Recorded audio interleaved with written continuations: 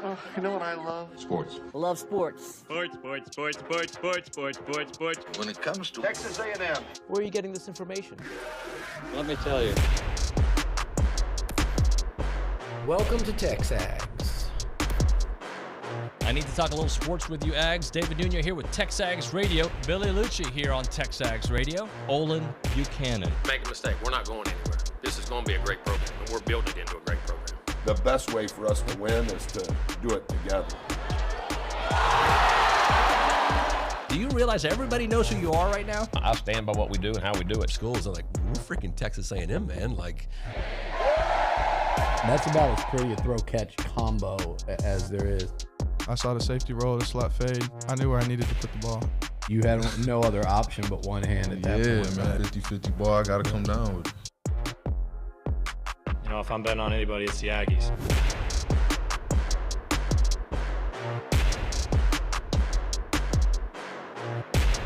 Well, things have changed. Last time we were here at the Angry Elephant in College Station, a little bit of excitement, OB, as we were getting close to that Alabama game. And then the Alabama game happened. I think we had still a little bit of optimism. Then the Tennessee game happens. Optimism. Burp. And here we are, where I am actually optimistic heading into the game against South Carolina for one night only, one morning only. I'm not saying that they're going to lose out. I'm not saying they're going to win out. I'm just saying I am optimistic about that South Carolina game. Hold that thought. It is TexAgs Radio. We are presented by David Gardner's Jewelers in the Rollo Insurance Studio. It is the Go Hour presented by our good friends at the warehouse at CC Creations. And I'm David Nuño. He's Olin Buchanan.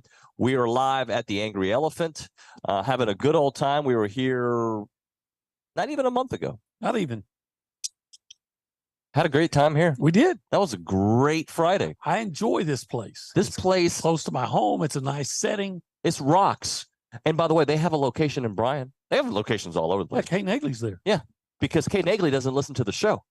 Kate Nagley's too busy working all the time. We've been saying we're going to be here. You know, she's very blonde. Okay, see, you went there. I did. I went there. I made that.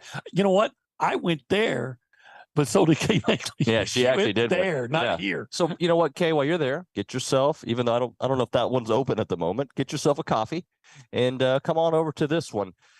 By the way, we are selling TexAgs gear here. CC Creations is in the house. The warehouse of CC Creations are partners. They're here with a bunch of TexAgs gear. We got shirts. We've got the fisherman. It's called a fisherman shirt? Fisherman shirt. Okay. Yeah. I'm not part of the fishing community. I'd like to be, but they haven't invited me to the meetings. I'd like to go, though. Yeah. I have one. Well, good. You should wear it. Well, but I wore it. That one looks good. I love that. All right. We got some recruiting stuff to get into here in a moment. Oh, yes, we do.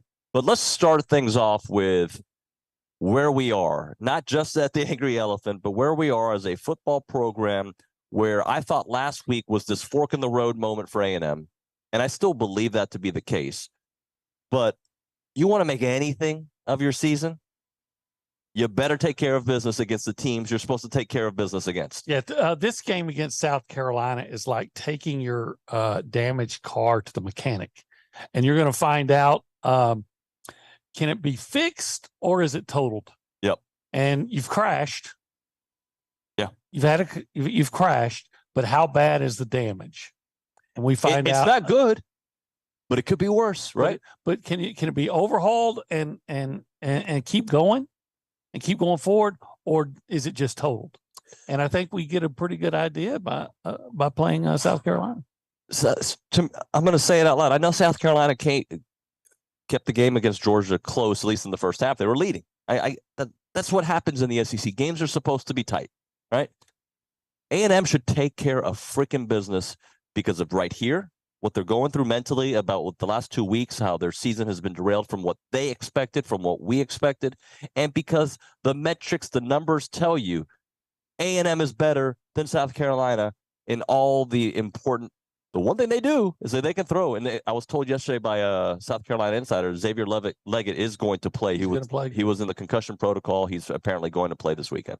Well, but you know what? That shouldn't matter. It obviously helps South Carolina, but you still have a much better roster. Mm-hmm. They still can't protect the quarterback against other teams, and A&M has one of the best pass rushes, if not the best in the country. So you would figure that you're going to be able to put a lot of pressure on Spencer Rattler to where he can't get the ball to Xavier Legette and some of his other guys. And then, quite frankly, what they've said about A&M the last couple of games they lost was it's always, they lost. Yeah, but Alabama and Tennessee have really good defenses. Sure. Okay. Like you're only supposed to win if your opponent's not very good. Well, guess what? South Carolina does not have a good defense. In fact, South Carolina has a poor defense. You know what? They're one of the worst in the country against the pass. And yet last week, Missouri, who's a pretty good passing offense, didn't just light them up. You know why? Because they were running it for like 10 and 15 yards a carry. Sure.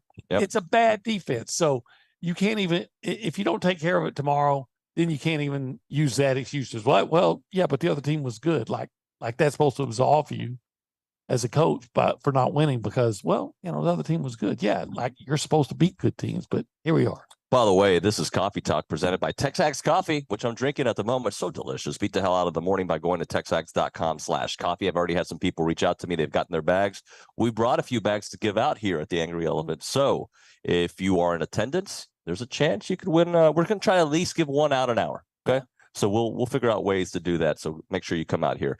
We're going to bring Bronny in a minute, but before we do that, let's do running our mouths. 3 things we want to see brought to you by the Brazos Running Company, your local Aggie-owned specialty running store, where you can find Brooks on Hoka shoes located at the Century Square below the Star Cinema Grill in College Station. OB, do you know what 3 things you want to see? Can I see the 30 things I don't want to see? Yeah, you can do it. Buddy, this is not China. Do whatever you want. I don't want to see turnovers. I don't want to see wasted opportunities. And I don't want to see Spencer Rattler with a lot of time. I like those 3. You did it quick and succinct. I want to see Max get rid of the ball faster. Is that okay? Oh, yeah. Why did my voice do that? I want to see special teams be special in a good way. In a good way. Yeah. Right. And I would like to see aggressive play calling that leads to big plays. I don't want to see this, all right, let's just do this little run play for 2 yards every time on first down. Sometimes I want to see us throw down the field. Sometimes I want us to, I want to see some tempo, some pace. I want to see South Carolina on their heels. I want to see something different. Well, that ain't going to happen, I think A&M is very predictable, right? Yeah.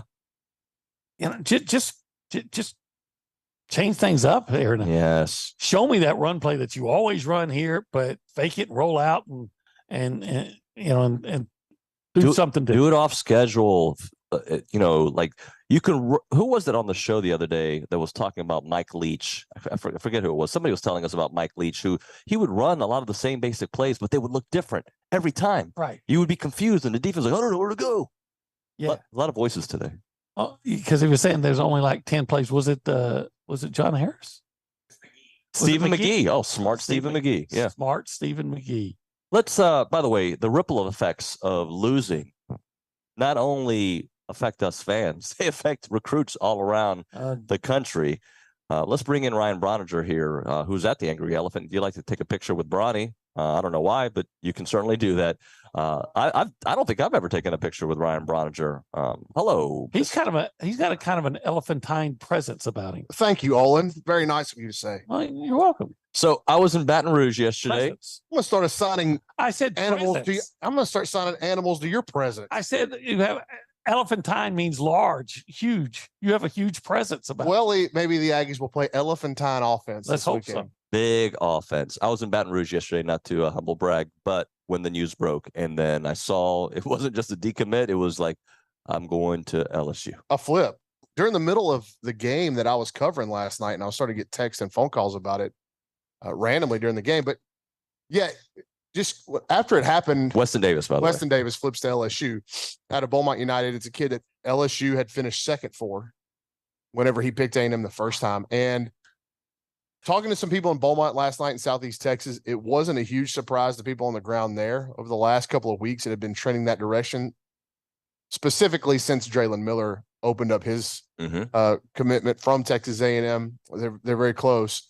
But I do think I wrote last night on the site that if Draylen Miller had remained committed to A&M, I don't think that Weston Davis would have flipped. So there's a little bit of that, kind of I guess not peer pressure, but because Draylon opened things up, it only opened the door further for LSU to pull this off. But you know, this is what it is. We've kind of been hinting at this on the site, and if you've been listening to any of the recruiting countries lately, or really since June, you've known that if they don't produce on the field, it's going to have a ripple effect in recruiting, like you said. And now we're to the point that at 4-3 midway through the season, things can be salvaged, especially if you win out. But at 8-4, 7-5, what does that look like? And then not only what does the record look like, but how do they go about getting it? Yep. And is that important to certain offensive players? Because if they're 8-4 and they're scoring 13, 17, 20 points a game, does that turn more offensive kids off to coming here? I would think so. But maybe it's a blessing in disguise, because maybe this is going to be the jolt that Jimbo Fisher needs to say, oh, my offense doesn't work. Remember famously back in September, I guess it was August, when he said, scheme don't matter? Do you remember that? I remember that, yeah. Scheme don't matter. Well, it matters. And kids want to play on an offense, winning matters.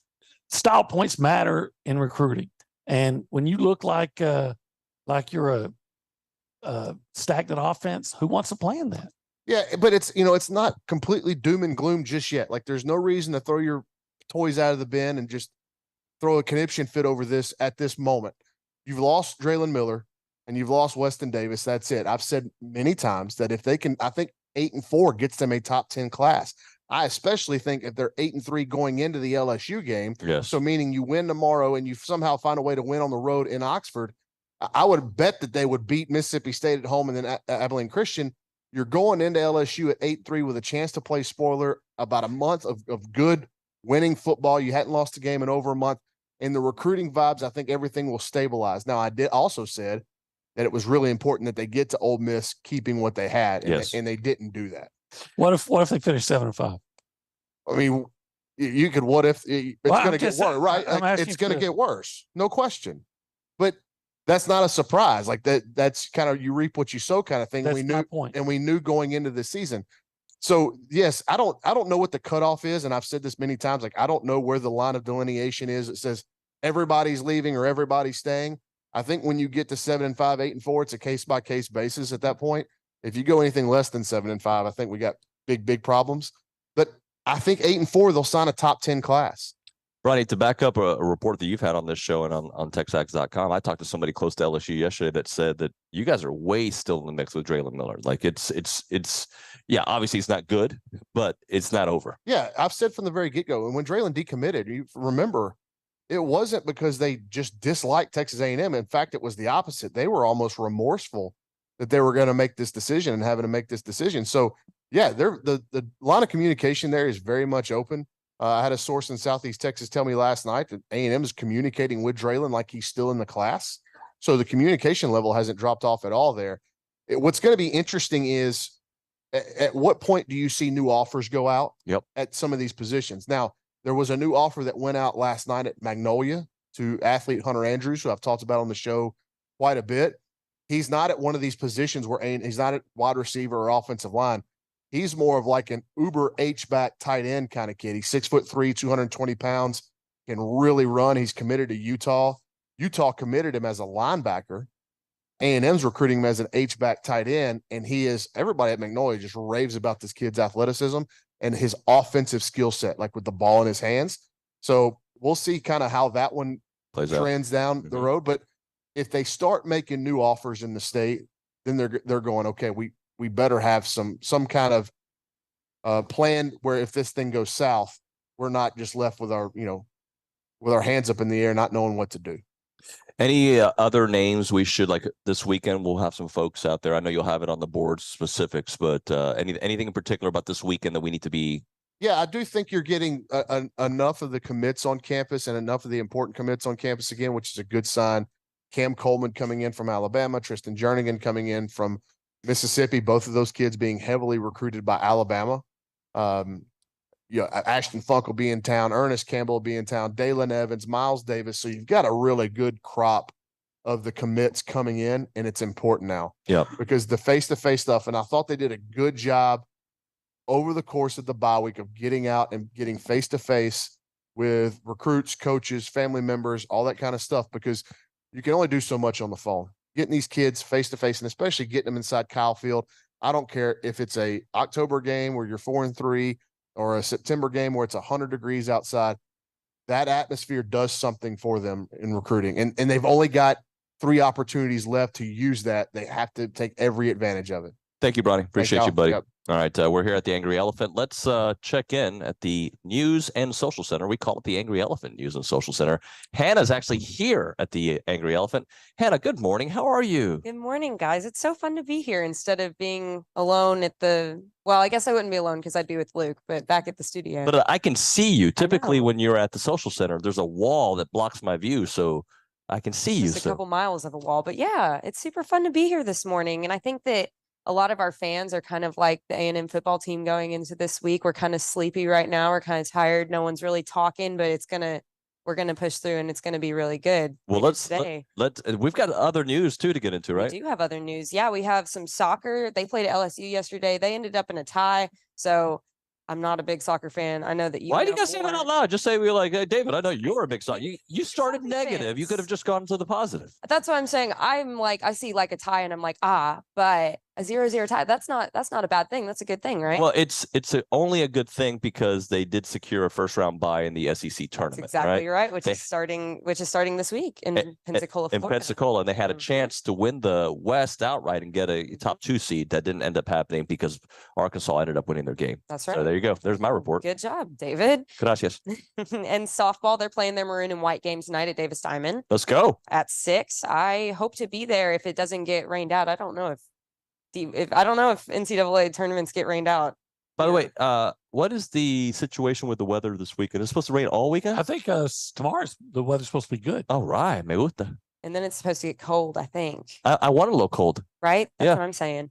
Men's basketball on Sunday, they're playing an exhibition against Texas Tech in Denton. Our Richard Zane will be there. Men's basketball coming back. And then volleyball, they were swept by Georgia, so they're 14-6 now, but they're playing number 12 in Tennessee on a day. I believe Sunday. On a day. On Sunday, for sure. Sunday. On a day that ends with Y. That's exactly right. They need that one. win. They need to get back on track. They do indeed. Yes, sir. All right. Well, thank you very much, Hannah. Appreciate you. As a reminder, we're here at the Angry Elephant. If you're watching on YouTube or on the CW, hey friends, if you're listening on the Zone, come on. That doesn't matter where you are. If you're in Waco, can you make it you can make it by the end of the show. Yeah. If you're in Houston, you can make it by the end of the show. It's maybe an hour and a half from Waco. From Waco, probably an hour and 3 32 minutes. Yeah. If you're in Magnolia, but don't speed through Calvert to get here, because they'll get you. They'll get you in Calvert. That's been a case for 30 years at least. I remember that it forever. Hey, OB. Yeah. I love the wings here. You know that, right? I love the wings here. All right. But if I wasn't eating here, right, which would be a mistake because we're here, come eat here. But if I wasn't eating here, Fargo seems like a great option. Well, especially on a Friday, if you observe certain religious, or if you just like when you see food to eat food. Well, if you want some seafood, to eat food. Does catfish? No, it's not seafood, but it just felt like saying it because it's.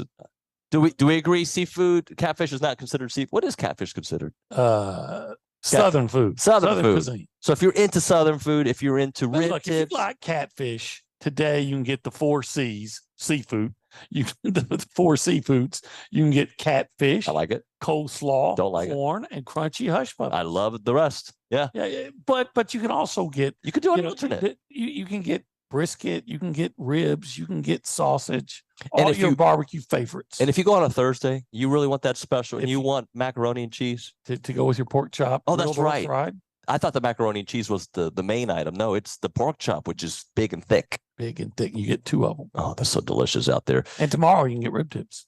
And I love rib tips, especially from Fargo's, the place to go. 1701 South Texas Avenue in Bryan, without a doubt, the what? The best barbecue in Texas, i.e. the best barbecue in the world. I bet you didn't know that's their trademark. Because it's true. Oh, it's Fargo's.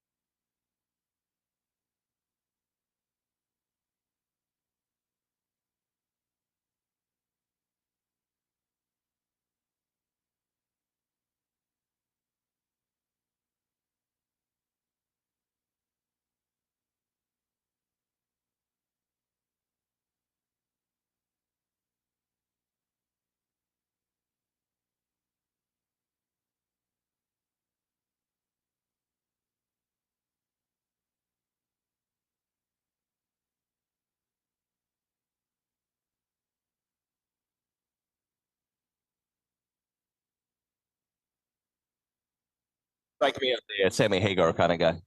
I can't drop 85. No, you go 85, buddy. I've been in the car with you. I'm in a hurry. It is TexAgs Radio. We are presented by David Gardner Jewelers. We're in our Rollo Insurance studio at the Angry Elephant. I love this setup, by the way. We're in the Angry Elephant in College Station. Aggies gather at the Angry Elephant. Come out and hang out with us. We're going to be giving out coffee here in a little bit, having a good old time. What else do I have to tell? Oh, if people want to text the show, you can text the show. It's America. 979-693-1150. 979-693-1150. All right, OB, it is now time for OB's matchups presented by Bach Realty. Bach Realty, brokered by Real, is a full-service residential real estate team run by former TexAgs radio host Gabe Bach and his wife Megan. Megan, Gabe, and their team ready to help you from luxury and new construction to farm and ranch, first-time home buyers, investment properties, and much, much more. Let Bach Realty Group be the Aggies you trust for all of your real estate needs. All right, Olin. Let's get into some of these matchups that you are keen to watch. Well, let's start off with this. How about A&M's receivers against that South Carolina secondary? Dominate. Well, you would think that opportunity is there. You know, you got Anais Smith and Evan Stewart to start off with. Both of them have 451 yards receiving. Yep. I think Evan has 31 catches, Anais 27. Noah Thomas played really well against Tennessee. Mm-hmm. You know, so Moose Muhammad's still there. And yet, do you get the feeling that A&M somehow has underachieved with the receivers? Underachieved, underutilized. I would say it was trending in the right direction up until the last two games. Right. Which are the games that matter. Let's be honest. Those are the games that you hired Jimbo Fisher to go win. Right. So, but we talked about how those are good defensive teams. Well, sure. South Carolina, not good. They're not good. Their pass defense is ranks 130th out of 133 in the country. Let me see. Is that good? Yeah, that's not. No, that's not good. Two opponents have passed for over 400 yards against them. 6 of the 7 have thrown for at least 239 yards against them. They've got some players that individually are pretty well hyped up. Marcellus Dowell, cornerback. They say he's an NFL prospect. Yep. They have a guy who was a freshman All-American last season, but they're just not playing well. They average 305 passing yards a game allowing. So A&M, can you exploit that? Yes. And by the way, I know I've opened myself up for criticism. If A&M does whatever to the bed after this game, because I'm very optimistic for this game. And maybe it's blind optimism. I just feel like what you're going through right now, OB, these matchups, is what gives me the confidence that A&M is going to roll in this game, because that's not the only advantage A&M has. No, let's talk about that A&M pass rush against the South Carolina offensive line.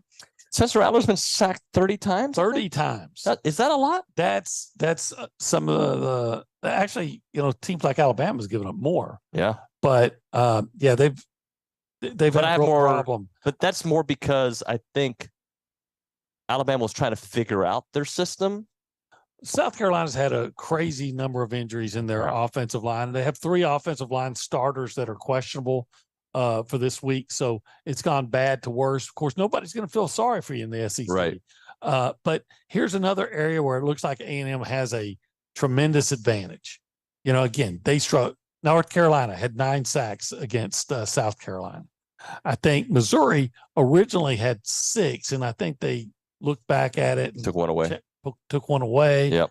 But somebody else had 6. You know, they've just had every game is multiples. Right. With the exception maybe Furman or whoever it was might have had 2. But Spencer Rattler's constantly under pressure, constantly sacked. Missouri, again, I watched that game last night, and they were all over him. So when you got Edgerrin Cooper, who I think is going to be healthy, and Fidel Diggs and Shamar Turner and all the guys, McKinley Jackson, A&M can get to the quarterback. So this could be a matchup that's definitely in A&M's favor. Again, will you capitalize on that? Can I brag on our friends at the Maroon U at CC Creations? Yeah, the customer service here, like Theta Dad over here, doesn't get up. He just sits in his chair, orders he snaps, and they bring him what he wanted to buy. He bought a hat, and they went and they did the credit card thing from sitting here at the Angry Elephant. You didn't have to move. It is nice the way that all set up over there. Look at those clothes, dude. Like, do you think they would, if like you distract them, I could take? Never mind. Let's talk about something else. What other matchup do you have for us? Well, let's see. How about this? Let's talk about the A&M pass protection. Okay. Against the South Carolina pass. Does South Carolina get to the quarterback? Not really. Okay. They struggle in that, but A&M struggles to protect Max Johnson. So something's got to give there. Is South Carolina going to continue to struggle to pressure the passer, or is A&M going to continue to struggle to protect him? I think that's if you give Max Johnson time, then you have a better chance of exploiting that secondary with your receivers. Remind me, the Auburn and Arkansas game, how much pressure was he under in those games? I don't feel like it was that much. I mean, it wasn't good, but it wasn't. Yeah, it wasn't the level of we've seen the last couple of weeks. And once again, it goes back to the thing. Well, you played great defenses. Well, South Carolina is not a team that excels in pass rush. And this is called matchups, and that's another matchup for A&M. That's another matchup to A&M's advantage. In fact, I think you'd have a hard time finding a matchup in this game that doesn't go to A&M's advantage. But if there is one, it might be just South Carolina quarterback Spencer Rattler against the A&M secondary. Yeah. Yep. Now, we just learned, or you told us that yesterday you learned that Xavier Legette's going to play. That's what I was told. That's a big boost. He's great for South Carolina. He's a really good receiver, but they've got other receivers. It's the SEC. They're not incapable. The biggest issue for them is again protecting Rattler. But if Rattler has some time, then he's a good enough passer to give problems to that A&M secondary that at times have had problems. I'm thinking about Alabama in particular. So I think that's a matchup that could actually be in South Carolina's favor.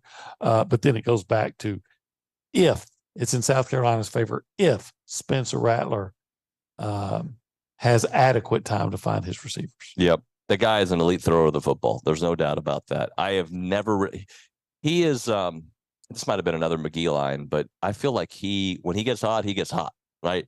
But he's not always hot. And I don't think we saw a great Spencer Rattler against A&M last year. No, in fact, he threw for, I think, less than 200 yards, I think, if my memory serves. Look, he's also got a nice tight end, Trey Knox, that transferred from Arkansas. So there's guys to throw to. Yeah.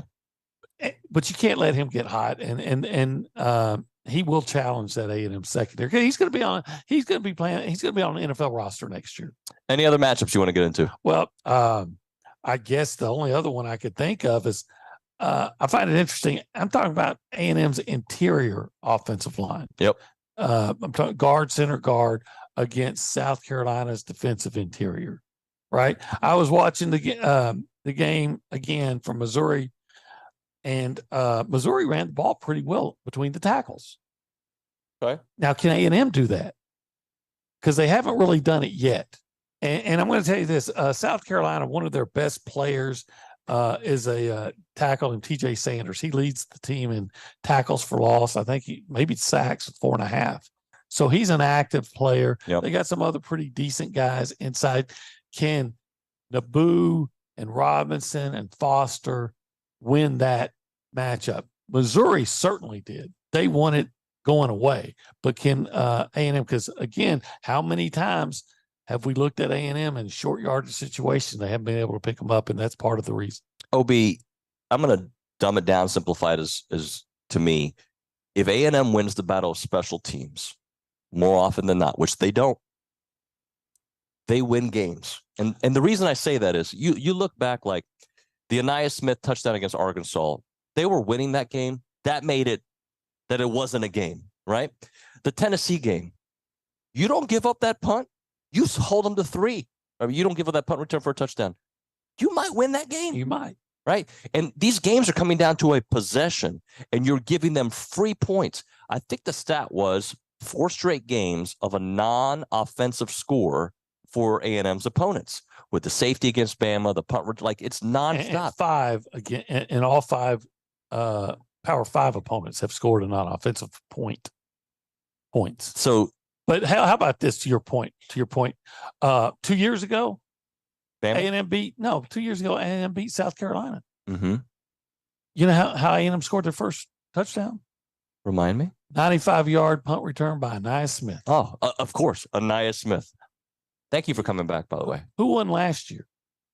Well, Xavier Leggett scored a opening game kick return for a touchdown. So, to your point about special teams, 2 years ago, A&M made the big special teams play. A&M won. They would have won anyway, but they did win. Last year, South Carolina made the big special teams play. South Carolina won. I will say this about the 2 years ago game. That was one of the worst offensive performances I have ever seen in college football by South Carolina at Kyle Field. I forget who they had. It was the GA quarterback that they had. I can't remember his name.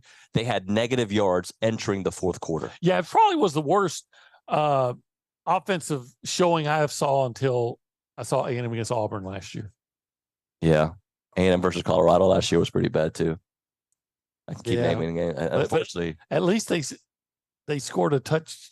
Well, I guess in both games they scored 10 points. Yeah. Does it make you appreciate maybe Zach Calzada a little bit more, considering that the offense has continued to struggle? And he did have that heroic moment against Alabama. Well, I'll always appreciate Zach Calzada for that moment against Alabama. You know, that's legendary stuff. That is legendary stuff. Let's hit a That's break like here. The one guy who was a 200 hitter, but he came up in the World Series and hit a grand slam. I love that guy. Yeah. He plays for the Rangers right now, right? I hope no, so. I don't. What's Garcia batting? Because he's just been ridiculous. I don't know. I don't know his average. I found out yesterday he's part Team Cuban. I gotta love it. I gotta root for him now. Huh, I didn't root for my people. He part Cuban? No, he is Cuban. Sorry, he's Cuban. I didn't know that. Kelly Adams on the fan show told me he's Cuban. Oh, didn't know it. That he Give that man a cigar. I'm happy you're here in the United States. There you go.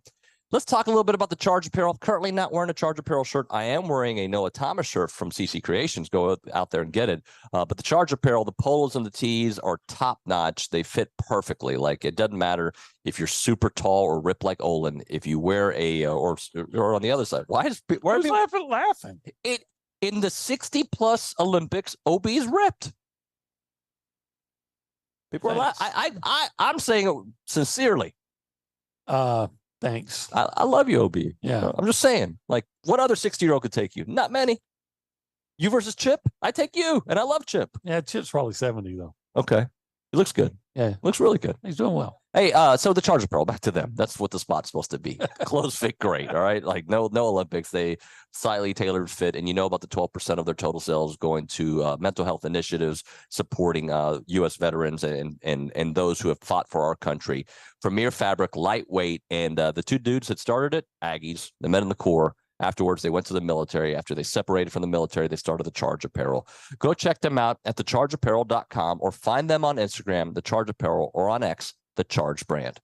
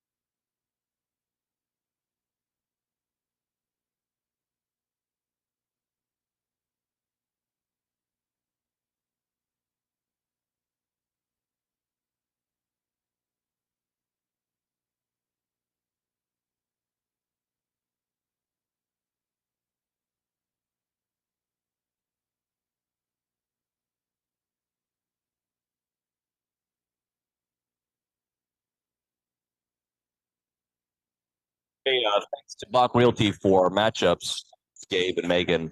We got some clapping going on. We got a studio audience. I forgot. Hey, friends, thanks for coming to the Angry Elephant. Maybe they're clapping for Kay Nagley for actually making it. Kay Nagley doesn't listen to the show anymore. Always busy working. Like, hello, have a little fun. All right, you're a college kid. Enjoy I'm life. surprised she didn't show up on the east side of Kyle. Well played, my friend. Hey, where are we? We're at the Angry Elephant. But we're not angry. I'm kind of angry. What do you and I'm kind of elephantine. Well, I don't know how to take that. And you're getting a little hungry. I am hungry. Bronny was bragging about the protein bowl. So I don't know about you, Ob, but I track the protein intake. I might have to try that here in a minute. I think I'll eat. I don't know what I'll eat, but I'll eat something when the show's over. Yeah. Is that Jet over there? Yeah, of course. You're like Norm at Cheers here. Like at Fargo's and here, everybody knows who you are. Like that's just, it must be nice being OB. It's because my picture's in the post office. Yeah. Oh well. The one that says wanted or missing. Well, nobody wants me. Oh, this is true. It's TexAgs Radio, presented by David Gardner's Jewelers, Rollo Insurance Studio, the Go Hour, presented by the Warehouse at CC Creations. They are here selling TexAgs merch. Go check it out. They actually made a noise when I said it this time. I heard them go, woo. All right. So come, they'll come to your table if you're watching the show here, and they'll sell you whatever you got, hat, shirt, whatever. Carlos was like, come here. I'm not going there. It's too far of a walk. I like the TexAgs t-shirt. That one's great. I like it. That one is fantastic. OB, can we get into our pick six? Because I had a good week. I had a terrible week. I am tied for first place after being in last place for a month. I think I'm in last place after being in first place last week, or tied for first place last week. You're not. So first off, we all suck. So when you listen to it, you made a good point before the show. It's not us. It's just you. It's a weird college football year in college football. Yeah. So currently, I am tied with Caroline Fenton and Rocco Robinson at 23 and 25. So we're under 500. Okay. You are not far behind at 21 and 27. William Liucci currently in last place, but he does that. He'll be in last place for a few weeks, and then he'll win six. He'll get six straight on a weekend and be back in first place. Yeah, I'm hoping that I get on a hot streak. So let's get into these games. I actually haven't really read through them, so I'm just gonna decide here live on the air.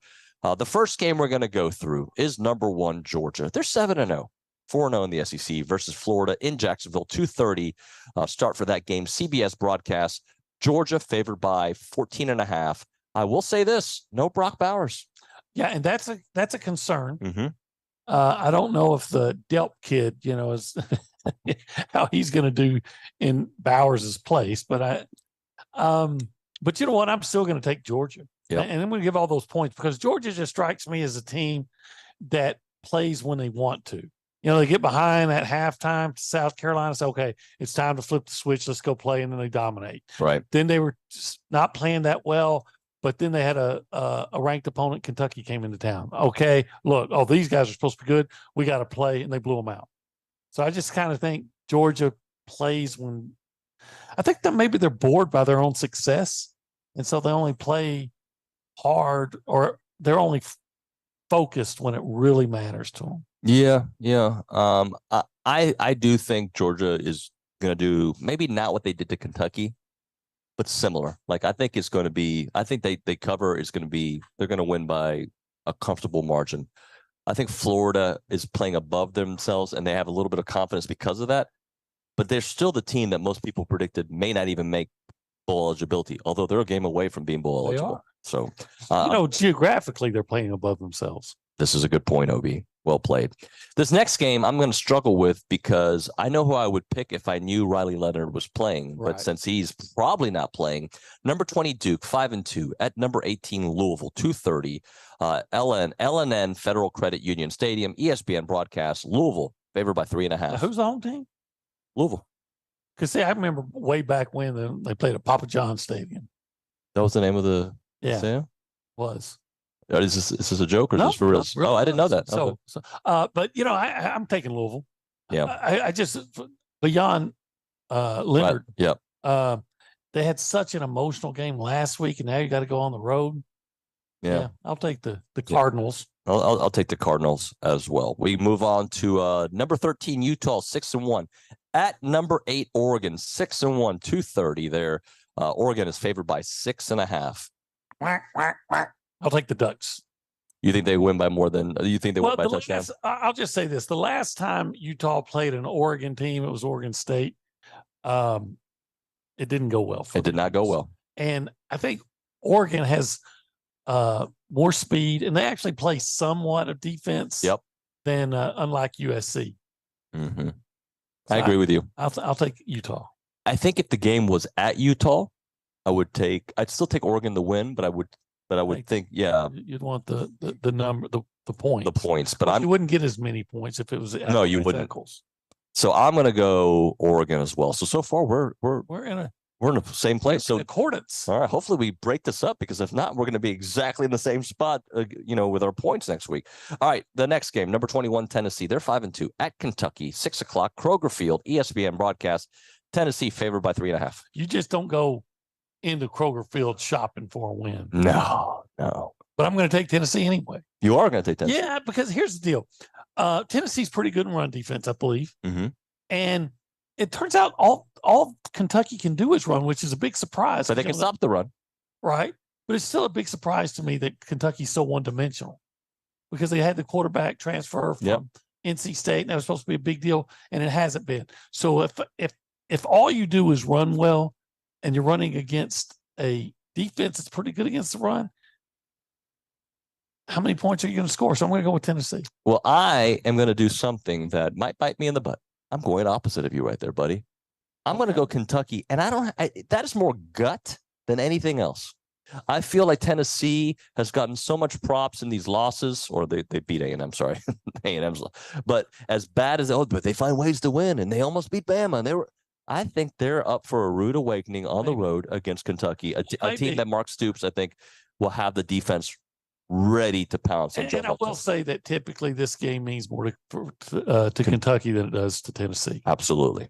We move on. Ohio State, number 3 team in the country, at Wisconsin, 5-2, Camp Randall Stadium. Ohio State favored by 14.5. Yeah, I'm going to take the Buckeyes here. Yeah, me too. What team in the Big Ten West is good? Yeah. So, yeah, Ohio State rolls. I agree.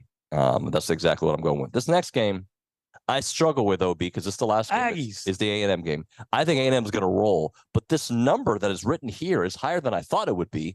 So South Carolina, 2-5, at Texas A&M, 4-3, 11 a.m. Kyle Field, ESPN broadcast. A&M favored by 14.5. Yeah, I'm going to take the Aggies. This is the game where they finally get that elusive pick six. When was the last time they had a pick six? Oh, yeah, it was at Arkansas. They get it, but this one by DB. That was Chris Russell, right? Yep. Who always plays well against Arkansas. He does play well against Arkansas. I'm going to say I'm going to take the Aggies. What's the definition of insanity? Same thing over and over. Yeah. That's me. Yep. But I'm still going to take the Aggies on this one. A&M at home. A&M has all the check marks on their side. Don't make a bunch of dumb mistakes. But they do. But doesn't South Carolina? Won't. But maybe they won't. Maybe they won't. Maybe we're just crazy, OB. Definition of insanity. I'm taking the Aggies. Me too. All right. So we only have one different. Yep. And I'm going to get that one right. Okay. You're going with Kentucky. I'm going with Tennessee. All right. We're going to hit a break. When we come back, we've got a round of Aggie Land plus bank on it. So we're going to have to do it fast. Sorry, K. It's always K. I always feel like I shorten K. Shorten K. Yeah. K. Huh? K. This is shorten K. Look at you. Gotcha. Let's well, if she had been here on time, I would have taken her from the top. Not gone to Ronnie took her spot because she wasn't here. That's the truth of the matter. Heritage Films time. Go check them out. Heritage Films is the company that Chance McClain owns. They do documentary films about families. They do documentary films about the patriarch of your family, about your family business, your family ranch. 2-hour documentaries that can be after they're done, because they're so well produced and shot, so great. Afterwards, you watch it with your family. And you're like, this is Grandpa's story. We told you about Grandpa moving to the States and yada, yada, yada. Here's the story. And your kids, when they're 6, 7, they may not really be able to enjoy it the way they will as they get older. And then they'll share it with their kids and their kids after that. That's what Heritage Films is about, passing on the story from generation to the next generation. There's also the Year Flicks, which is more for the younger kids out there. It can be anywhere from 12 to 20 years old. You got a freshman at A&M, you want to tell their story, like, hey, this is my freshman year. This is what I'm into. A Q&A 20-minute video. It's like a benchmark video. Next year, how things change, their hairstyle changes, their favorite band changes, stuff they're into. They change their major. Document the whole journey there with the Year Flicks. The website is yourheritagefilm.com, yourheritagefilm.com, 713-893-8341, 713-893-8341.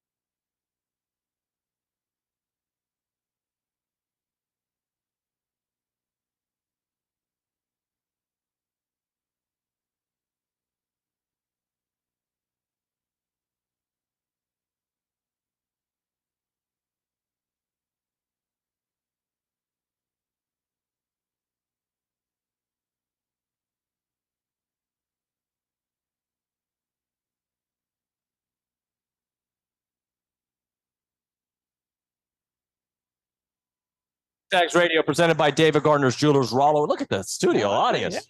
Yeah. What? Is A&M going to win? I just heard my name. Feels like college game day. Where's the signs? Right. Kay Nagley's with us. We're going to do a round Aggie. We may have to hold that till 9 o'clock because I'm just realizing it is 9:53 and there's no chance we start the 9 o'clock hour with what I want to start off with. So that's true.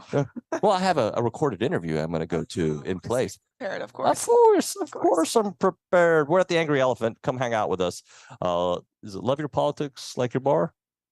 Something like that. I got it written down right here. I should probably be more professional.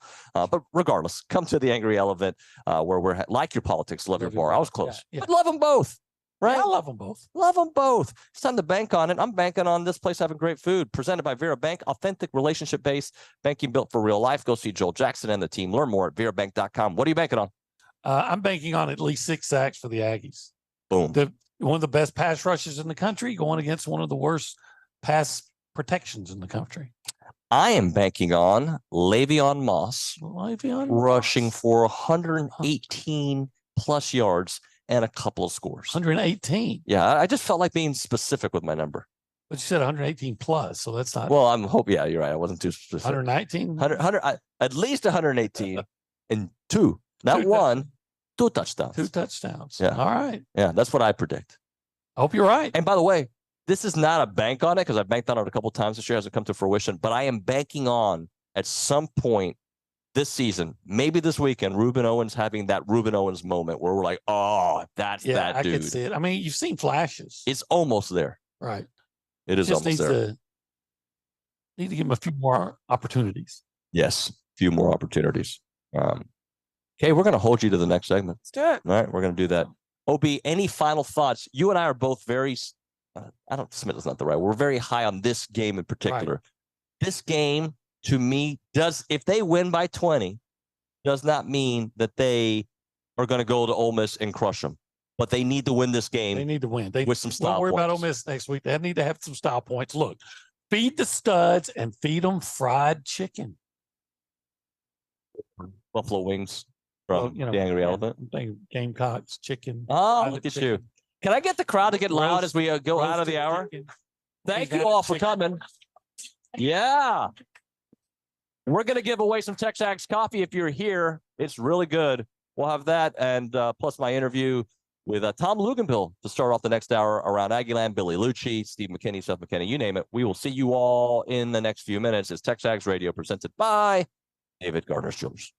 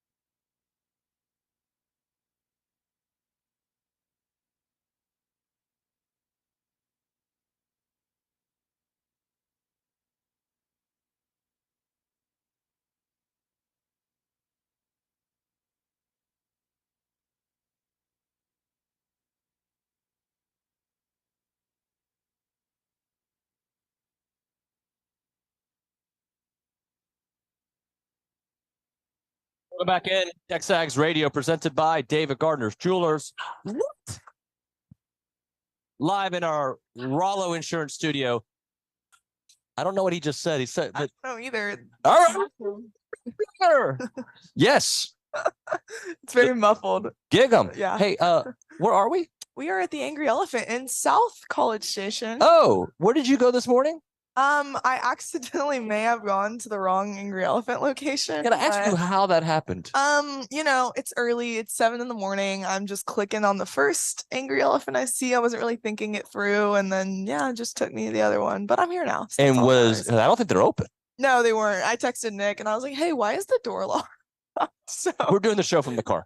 yeah, I was very confused for a second. He was like, "Hey, it's the South College Station one, right?" And I was like, "Oh, there's two. That's okay." Hey, you know what I think would be cool? What would be cool? If I'm not making you do this, but I think it just for dramatic effect, if you ordered a TexAgs shirt from CC Creations here on the set while you're doing the show, because they'd bring it to you, you could pay for it while eating or doing the show. That's the customer service we get from our friends there. That is. Maybe we'll have to. I'll tell my parents to do that. Yeah. Yeah. By the way, we're doing trivia to my left, right over here. If you wanted to play a little trivia, they got some Aggie trivia questions, and I don't know what else. Maybe Wonder Years, the TV show. But regardless, if you are really good at it, there's a chance. I don't know how they'll figure it out. They're smart to get some TexAgs coffee. So you want some TexAgs coffee? Go over there, do some trivia. The winner of whatever will win. I love the way I sold that. Usually I'm good at selling stuff. That was the worst sales job I've ever done. All right, it is time for Around Aggieland, presented by Normandy State Bank. Normandy State Bank, rock solid banking. The website is normandystatebank.com. Kay Negley. So as we know, A&M football will be back in action after a bye week. Unfortunately, do have an 11 a.m. kickoff, so that will be an early start. That game will be broadcasted on ESPN, again facing South Carolina and Shane Beamer. So best of luck to the Ags this weekend. Some more news or basketball news that we haven't really gotten into with basketball season slowly approaching. Buzz Williams and company will be back in action as they head to Denton this weekend to take on Texas Tech for the Compete for Cause Classic at 4:30 this Sunday. Don't know if that will be broadcasted. Believe they will have some radio coverage of that, but we are wishing Buzz Williams and company the best of luck. Had a good media day yesterday, so. I'm going to say this, and I know people think the way I do, so I don't have to finish off that thought, but I am super pumped and optimistic about Aggie basketball. I know people get scared when our teams are highly ranked. Yeah. Because we've seen it on multiple occasions. Baseball, basketball, football, right? But I'm telling you, I'm very optimistic about Aggie basketball and their non-conference schedule. Don't let it scare you. They may have some bumps in the road. They're going to be awesome, guys. They're going to be a fun team to watch. Yeah, that non-conference is definitely going to be a test, but with some of those guys they have coming back. Wade Taylor, got to talk to him yesterday. I saw that. A heck of a guy. Dressed nice. Oh yeah, they were all dripped out. They were. I will say they voted Manny Obaski as the most put together. So he had some shades on that were pretty nice. He might have a big year. He may. Yeah, he's finally back from injury. He should. Aggie soccer. You were in Baton Rouge. I was yesterday. BR. You were. It's actually a nicer town than I thought. Really? Like we drove through some nice, there are some parts I would not walk at all, right? Like I'd make sure I'd avoid. There's some really nice areas out there. Yeah. Mainly on campus, or we went through campus and then we went through to visit some friends for a little bit and then we left. Yeah. Oh, interesting. Never made the trip to LSU, so I may have to do that one day. Yeah. But maybe this year when they're searching for their 9th win. Maybe. Yeah, as I said, A&M soccer and LSU played 90 minutes of scoreless soccer in the regular season finale. A&M will now begin a single elimination Southeastern Conference tournament in Pensacola as a 6th seed. They did receive a bye, so they will face 3 seed South Carolina. So seeing a theme with the South Carolinas this week. They had a chance to be as high as the 1 seed. They didn't get the win yesterday. Arkansas got the win. It almost got dicey. There was a PK in the second half, a fake foul, by the way, wasn't even a really foul, that the LSU keeper took the PK against Kenna Caldwell. She went top right and did not go in. So Aggie survived. Dang. Yeah. Well, like I said, South Carolina, that game will be on Tuesday at 2:30 Central Time. They are also hoping to have NCAA tournament aspirations, so they really need a win on Tuesday against the Gamecocks. Gamecocks beat them just a week ago, so hopefully the Aggies can survive in the SEC tournament and then ultimately in the NCAAs too. Aggie volleyball will hit the road this this weekend after stumbling last week, unfortunately, in back-to-back games. They have a trip to number 12 Tennessee. That's a big one, on Sunday at 1 p.m. But if anybody can do it, Jamie Morrison can do it. He's been having a heck of a year so far. A&M cross country will open postseason action at the SEC Championship starting today, actually. Yep. The gun goes off at 9:08. So technically in 3 minutes, they will begin running the men's 8K race, and then the women will run at 9:50. At last year's SECs, just to give perspective, the men finished 5th while the women finished 8th.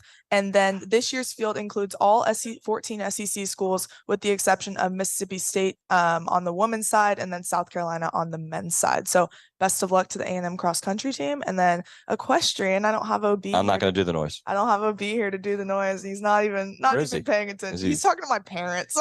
Of course. Number 4 equestrian unfortunately fell to number 3 SMU on Thursday. That was up in Dallas. Texas A&M will now face number 7 South Carolina. They've been facing a lot of ranked squads lately. They will play them at South Carolina on November 3rd at 9 a.m. So best of luck to all the Aggie squads out there. Thank you, Miss Nagley. Of course. It was nice not to have to rush it, right? Yeah, I was chilling. Chilling, yo. I don't know why I did yo there. All right. So as we move on, Billy will be here in probably, 14 to 18 minutes. We'll get Billy on here shortly. If you want to be part of the conversation this morning, I know a bunch of text messages have been coming in. We'll try to get to some of those here in a moment with Hannah at the Angry Elephant News and Social Center. But before we do that, Up to the Second College Football, the show that we do that covers A&M and beyond. We try to go deep into some of the storylines in the SEC and beyond. We talked to Tom Luganville of ESPN, and I'm going to play a little bit of that interview here now. Some people, look, when you're a fan of A&M and the team struggles the way we've seen it feels like doom and gloom. I would say some of the analysts out there don't see it as bad as we see it, but they do see it like it is now, like there's no more wiggle room. And I think a lot of us find that to be the same. If they go on some kind of win streak here, it's not going to save the season, but it's going to certainly save the recruiting class, the momentum, the mojo. It all starts this weekend with South Carolina. So here's part of my interview with Tom Luganville on Up to the Second College Football, which you can watch on YouTube and, of course, on TexAgs.com. All right, our next guest is a staple on ESPN. You see him as an analyst. You see him as a scout. You see him as a sideline reporter in the booth, you name it. You can hear him on SiriusXM radio as well. I hear him all the time. Let's talk to Tom Luganville here with us on Up to the Second College Football. Tom, how are you, sir? I'm doing good, man. Hope you're doing well. I appreciate your time. So we cover A&M here a lot, so let's just start things off with A&M. Your assessment of a team that's been in the middle of these games with a chance to win against Bama and a chance to win against Tennessee, but it doesn't matter. Chance to win and not win makes the program feel like it hasn't taken that step it expected to take this year. Yeah, and I think, first of all, the bye came at the perfect time. But I also believe that when you lose a quarterback, and then you go into a schedule where 2 weeks in a row, it's Alabama, then it's on the road at Tennessee. You do end up having some injuries as well. You're a little bit banged up at the wide receiver position. Max Johnson's trying to do, what he can do to continue to grow and mature as an offense. Because I felt, leading into the Alabama game, and really, up until Connor Wigman got hurt, this is an offense that made a lot of strides. We're seeing explosive plays. We're seeing a team that was very, very difficult to defend. They had an identity. You could see the ball being pushed downfield. And I just think they kind of took a bit of a kick to the gut a little bit. The defense has been outstanding outside of Tennessee. Nobody's been able to run on this football team. And I think the players on that side of the ball are starting to come to fruition as far as, equating their production to what they were coming out as highly touted recruits. And so, having a bye week and then South Carolina at home is probably the perfect recipe right now. And especially when you start, I'm not a huge stat guy unless they have, their stats like third down conversion and turnover margin and all those sorts of things. But you look at the areas where South Carolina is really struggling. You look at the areas where Texas A&M has played actually really well, and it doesn't match up and bode well for South Carolina. So the question is, can you get back on the winning side? Can you start to gain some confidence? Can the little things start to come together? I think, we always talk about, you missed that play or you missed this and that. And then sometimes we gloss over the fact that a technique or a fundamental, something that's this small that magnifies and turns into a big deal those are the things that you go back to during your bye week. And it's those little itty bitty details that as you stack them on top of each other, become game winning or game losing type of situations. And I think that's where Texas A&M's got to start somehow coming out on the winning end on those little things. Tom, how about Alabama? The season felt like it was going to go one direction. People say they're going to be a 3-loss team. And look, there's still a lot of SEC play left, but they have redefined their season. And how have they done it? I had their game against Arkansas 2 weeks ago. And coming off of that game and then, watching them, particularly in the second half with Tennessee, it's interesting to me. I said this to somebody earlier in the weekend. Somehow Nick Saban has managed to be the 800-pound gorilla in the room and at the same time be the underdog. And that's hard to do, right? And that's kind of who they are. They're still Alabama, so there's that element of dominance. And at times we've seen it, particularly on defense. They've been fantastic on defense. And then there's other times where you're just like, they're the little engine that could. They're trying to figure out how to just get a first down. And you find yourself rooting for just something that moves the chain, something in the run game. I think what's happened is they're just good enough in some areas to stay in the game. The defense is outstanding. They're heavily penalized every week. I mean, it's been mind-boggling. And you guys know with the Texas A&M game, you go on the road, you commit 14 penalties, and you somehow win the game. And I think that only happens when your talent is so good, which it is at Alabama, that you can get away with some things. Not all the time, but they've managed to do that. The quarterback, I think what we see on offense with Alabama, the quarterback is what he is. He's not changing. It's a work in progress. They're always going to look out of sorts, and then at other times they're going to look really, really good. They're going to have moments where they'll go 1 for 9 in the passing game, and then for the next 2 series, throw a 46-yard bomb and a 72-yard bomb, both resulting in touchdowns. It's what they are. And so can they keep riding the lightning in that regard? Can they keep winning? What if they got in a track meet against LSU? I know that game's going to be at home for Alabama, but there's still a lot of questions out there. But I remember coming off of our broadcast and my partner, Dave Pash and Dusty Dvorak, and we're in the car heading back to Birmingham to get on a flight. And we all kind of looked at each other and said, you know what? This Alabama team is somehow going to screw around and find itself in the college football playoff. I don't know how, and I don't know why, and it probably shouldn't happen, but it wouldn't surprise any of us. So through 8 weeks of games and, bye week for many, who do you think is the best team in college football, just from the eyeball test? The eyeball test is to Michigan. The problem is we haven't had to see them go through what Ohio State's gone through. We haven't had to see them go and play an Oregon-Washington type game. Those types of things are only going to come probably twice based off of what your assessment is of Penn State and their outing versus Ohio State. But you're going to have Michigan, Ohio State, and Michigan, Penn State, and really the only 2 teams that will challenge them. But offense, defense, kicking game, scouting, just joking.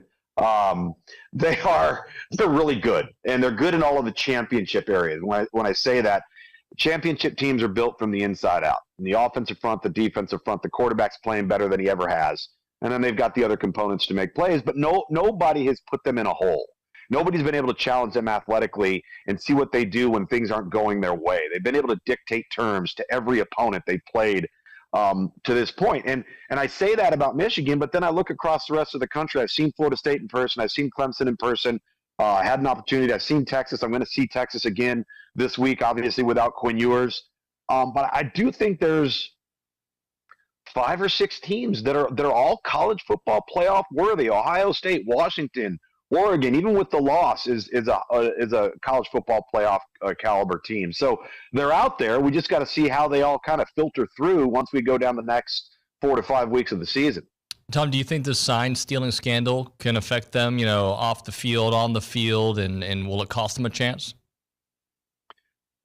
Depending on what's revealed, I absolutely do. Until we know the totality of that, until we gather all of the information on just how deep, if at all, this thing goes, how intricate it is, how diabolical it is being made out to be, if that comes to fruition, yeah, I do. I think it could be a real problem.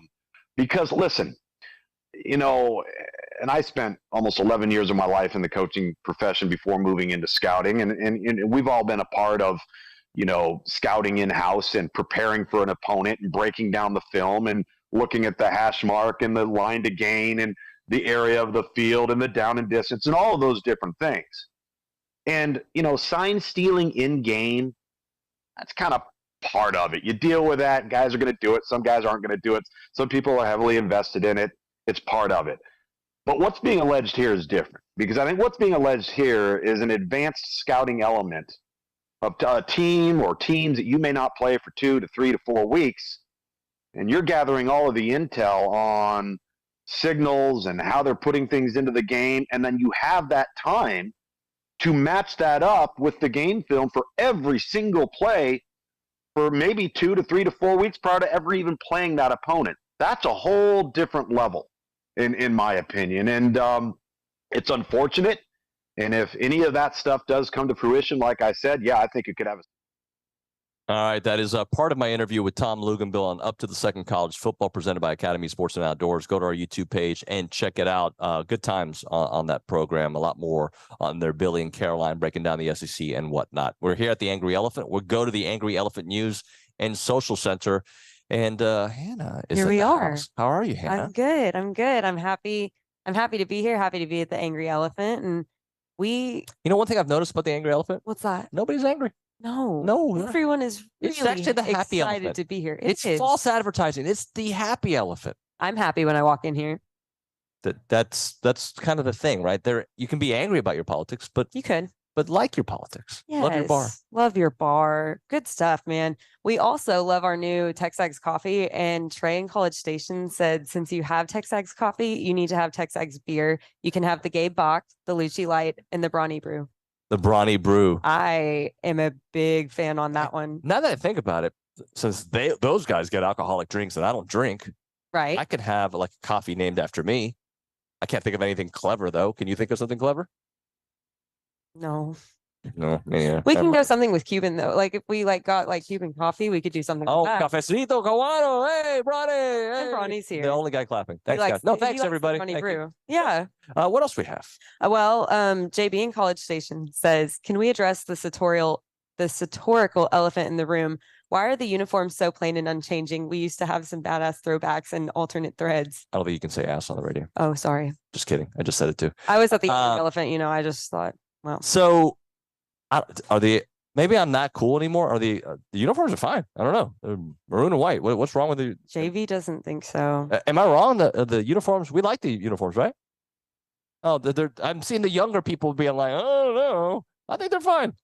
I don't know. I mean, I think that at one point did we have some digital camo? Do I remember that correctly? Am I crazy? I think in baseball we did. I know in baseball we did. We might not have in football, but either way, that's Hannah's suggestion. Digital camo, bring it back. Let's do it again. Bring it up. Bring it up.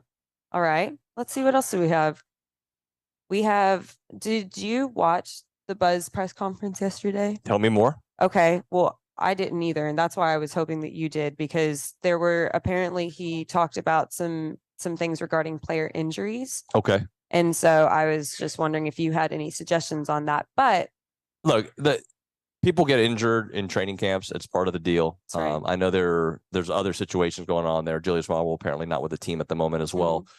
It's so early. They're gonna have their exhibition on Sunday and against a good team, by the way, in Texas Tech. And then season's next week, and we'll have Buzz on the show starting on Monday. I am super high for multiple reasons, and I use this kind of logic with this football team. They're a veteran group. Mm-hmm. They've played together. And what we've seen from all their players is growth from year 1 to year 2, and hopefully now for Wade Taylor entering year 3. I don't know if we're going to see the jump we saw from year 1 to 2, from year 2 to 3, but we get a little bit of a jump. We're talking about he's already the preseason all SEC player. So if we can get that kind of jump with the defense that this team is going to play, with the tough schedule that they're going to play in the non-conference, hopefully what we see is more of a refined finished product when we get to the NCAA tournament, because it's not just about getting there now. It's about winning some games and making a deep run. And that's really exciting to look forward to. Yep. Something to look forward to. So I have John Boy on the YouTube. Yep. He has a statement, and I'm just curious on your thoughts on this Sure. statement. He says, "I prefer top 10 coaching over top 10 class." And we were talking about that earlier, but I think This is what that's a bold statement. Here, I'll take it a step further. I just prefer a top 10 team. Mm-hmm. Like, yeah, I don't care if my team is full of 3 stars, 5 stars. Here's the thing: you have to play the game to be invited to the game, right? Like, you have to have the stars. What I think you need is the right mix of everything. And yes, coaching is a huge part of it. The right players for the culture that you're trying to establish. And you got to stay injury free. Unfortunately, we're at a point where 3 years in a row we've had injuries to our quarterback. People don't care. Like, I don't care. Your quarterback, keep your quarterback healthy. Block, win games. Yes. That's where we're at. All right, let's hit a break here. I think we'll have Billy when we come back. I believe we will. Right now, we're talking about the All Aggie Hullabaloo. Is game week, so if you're going to the game tomorrow, the Association of Former Students wants to invite you to join them at the All Aggie Hullabaloo. Make the Clayton W. Williams Jr. Alumni Center your game day headquarters this weekend and enjoy free coffee from Go-Go Coffee Company, free drinks courtesy of Kristen Distributing, as well as food for purchase from the Raging Bull Street Tacos and Pop Pop's Dandy Dog. You can also do some pregame shopping at the vendor marketplace with Beaded Blondes, the Charge Apparel, Kendra Scott, and Game Day Boots, all while listening to music from DJ Rob. Plus, if you have questions about your Aggie ring or need to have it resized, the Aggie Ring office will be open throughout the event. The All Aggie Hullabaloo starts at 9 a.m. this week, and admission is absolutely free. Don't miss out on a great event, and don't forget to register to claim your wristband at tx.ag/All Aggie Hullabaloo.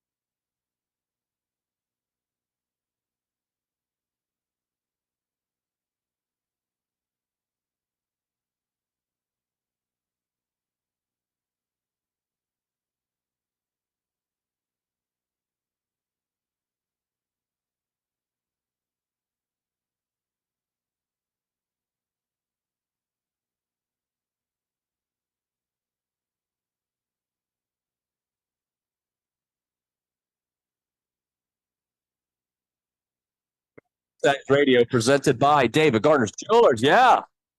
Rollo Insurance Studio. It's not the go hour, but it is the Angry Elephant hour. I can't even come on the air at the Angry Elephant here in South College Station, right by my house. Great bar, great food, great people, great local. This is like the local bar that, like, on this side of town that I feel like College Station's always needed as it's expanded and grown. So, but what are you saying? Well, what the heck is the hell are these buffoons doing? No, this is not a Billy Liucci special. I swear it's not. It's like a couple people that needed attention. So I saw Kevin look at me. I'm surprised. Bronny, you're off the hook for the day. What the heck was that about? I don't know, but but you didn't come up, so you win. For our radio audience, I like it. I mean, do it. I like it. Shotgunning, but I mean, were those were they alcohol or no? Red Bulls. Shotgunning Red Bulls. Who's this? Dana Holgerson.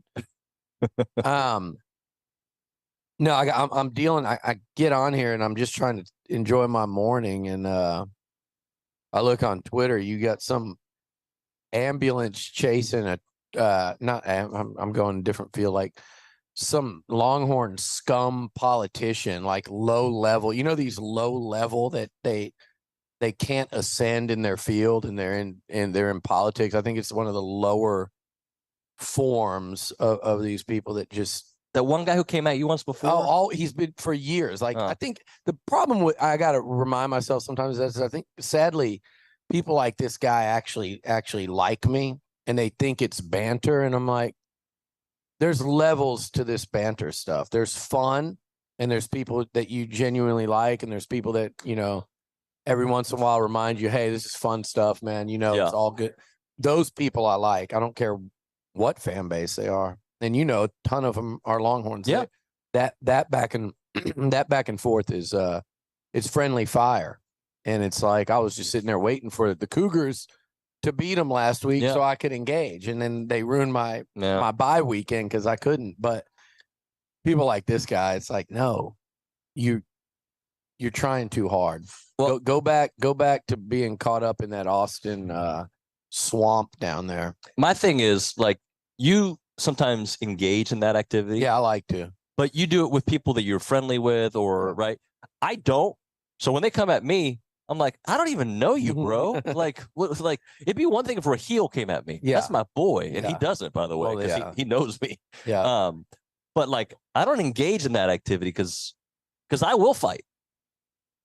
Not like physically. Most of those people that you guys see me going back and forth with, I'd say 75% of them are like people that some of them are actual friends, and then some of them are, you know, some of them are people that I've grown. I had lunch with one of my Longhorn buddies, Christian. He was in town Tuesday or Wednesday, whatever it was. Actually met him on Twitter. He's like messaging me on Twitter, talking smack. He bet me a few years ago $100. So get this, the guy bets me $100 a few years ago that Texas is going to win the SEC before A&M. At the time, A&M, it was maybe right before they went in that 2020 season. Yeah. So it's like arrow pointing up, and now here we are. You know, he did it, I think, during when Tom Herman may have even been there. It's funny how these things work out. But Texas as well, like, it's what I tell people about Texas. You're coming into the SEC now. This Quinn Ewers injury, imagine if they were on A&M's schedule. Like, Quinn Ewers is out. They're probably, like, if he'd have gone out when Connor did, and Malik Murphy, who could barely complete he might look good this weekend, but could barely complete a pass against U of H, and they barely escaped U of H in a crowd that was at least 50-50 Texas fans, very friendly environment. Yeah. And they got out by just handing the ball off every play because they could physically overpower U of H. You got to finish off Auburn. You got to go beat Arkansas and KJ Jefferson, which now we see that one maybe we shouldn't say since BYU beat their butts. But you go Arkansas in Jerry World. Then you'd be playing Bama, without Quinn Ewers. You saw what he did in that game. Now take him out of it. That's a loss. You'd be on the road at Tennessee. That's a loss. That's a loss. You beat South Carolina at home probably. You'd still have a true freshman quarterback that's never played against Spencer Rattler. And then you'd go on the road at Ole Miss and lose. I mean, that's the difference. And that's kind of like before everybody starts trumpeting Texas's return to prominence, I'd say remember that. But going back to the point, Christian, comes up to us. We were all of us were in Omaha together, the old shotgun beer crew over here. We're in Omaha, and this guy comes up. He said, Texas was there a couple of years ago. He said, hey, I'm Christian from Twitter. We got a bet, $100 bet. I said, oh, man. So, and we've been friends since. People like that, you're good with. I don't care if you're an Aggie, a Longhorn, a Red Raider, or whatever, Alabama, great. But then there's guys like this guy. Brutal. And he thinks he's your buddy. It's like I said the other day, the focus it needs to be on the people that love and appreciate what we do and the people that have good banter. Even one of the guys we've been going back and forth with for weeks sent me a DM, just normal, like, hey man, here's what I'm feeling the way. And I said, oh, talk to me like that. Yeah. We're good. And we're good. That's it. I've gone on a mute fest recently. I used to never mute or I never block, but I recently, because for my mental health, there's certain things I just don't want to read all the time because I do feel like researching and like fighting and verbally and like I don't need that. Like I want to move on. Billy, let's hit a break here because I do want to get into your keys to the game and players that you want to watch. So we'll do that on the other side of this break. But we're here at the Angry Elephant. Come hang out with us. We're in South College Station. It's a great place to come hang out. And food's great. The crowd's awesome. Can you guys make some noise? Come on, that wasn't good. Can you guys make some noise? Thank you. Nuño. Yes, sir. You're a lot of things. A hype man, I don't know that's going to be on a real high on your list. No. All right, you try. Can you guys make some noise? Come on, let's hear some noise from the audience. Well, see, you did it with my voice. You did it with my voice. I know, I did. I was with his voice. I'd be like, let's make some damn noise. Let's go. I didn't get a lot of sleep, okay? I'm tired. Sorry. Let's talk about Caldwell Country Chevrolet, Highway 21 in Caldwell, online, caldwellcountrychevrolet.com. When you are in that season of life, it is time to find a car for your family, right? It may be a minivan. It may be an SUV. It may be because you have a 16-year-old who's about to start driving. Please consider Caldwell Country Chevrolet. They got great deals on the website. That's where you start your search, right? You look to see the cars that they have on the lot. You see the price point that they have. And then you go in person and you are just blown away by the customer service, by the vehicles that they have, and of course, the prices that they have on the vehicle, right? And also the trade-in value, second to none out there. You're going to love your experience when you go to Caldwell Country Chevrolet.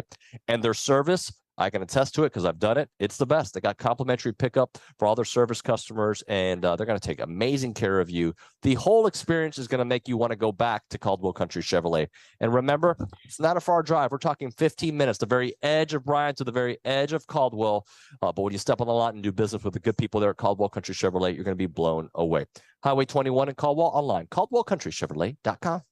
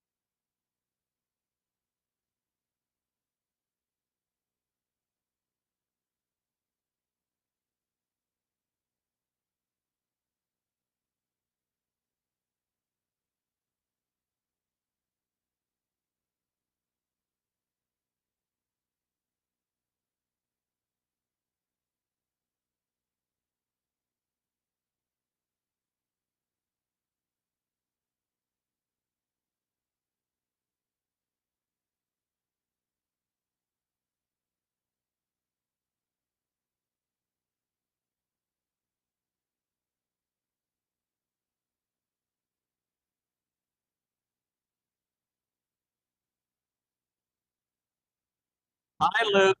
Can I do the show? Hey, can we make some noise? Can we get even louder?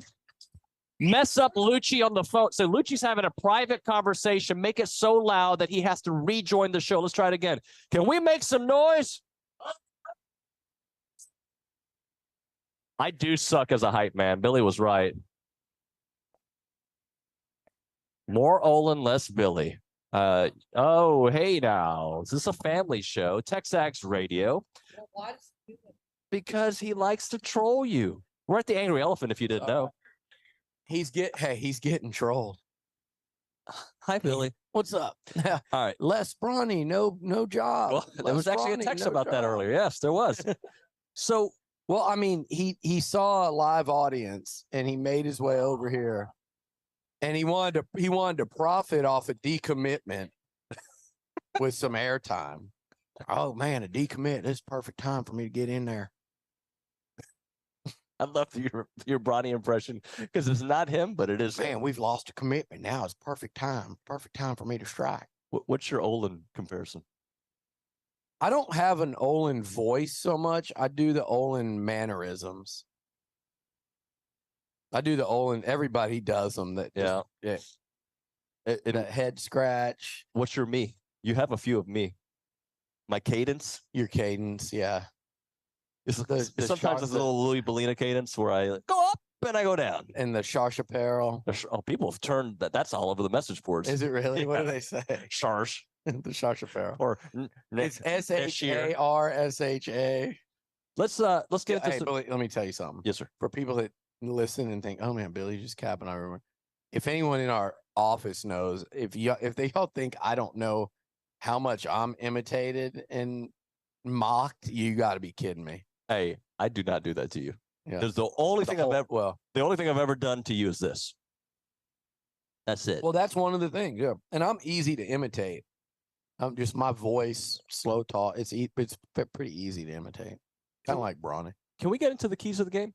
What you think the keys to this game will be against South Carolina? And I don't want to call it the magnitude, but the optimism that may arise afterward if it goes the way that I think it will go.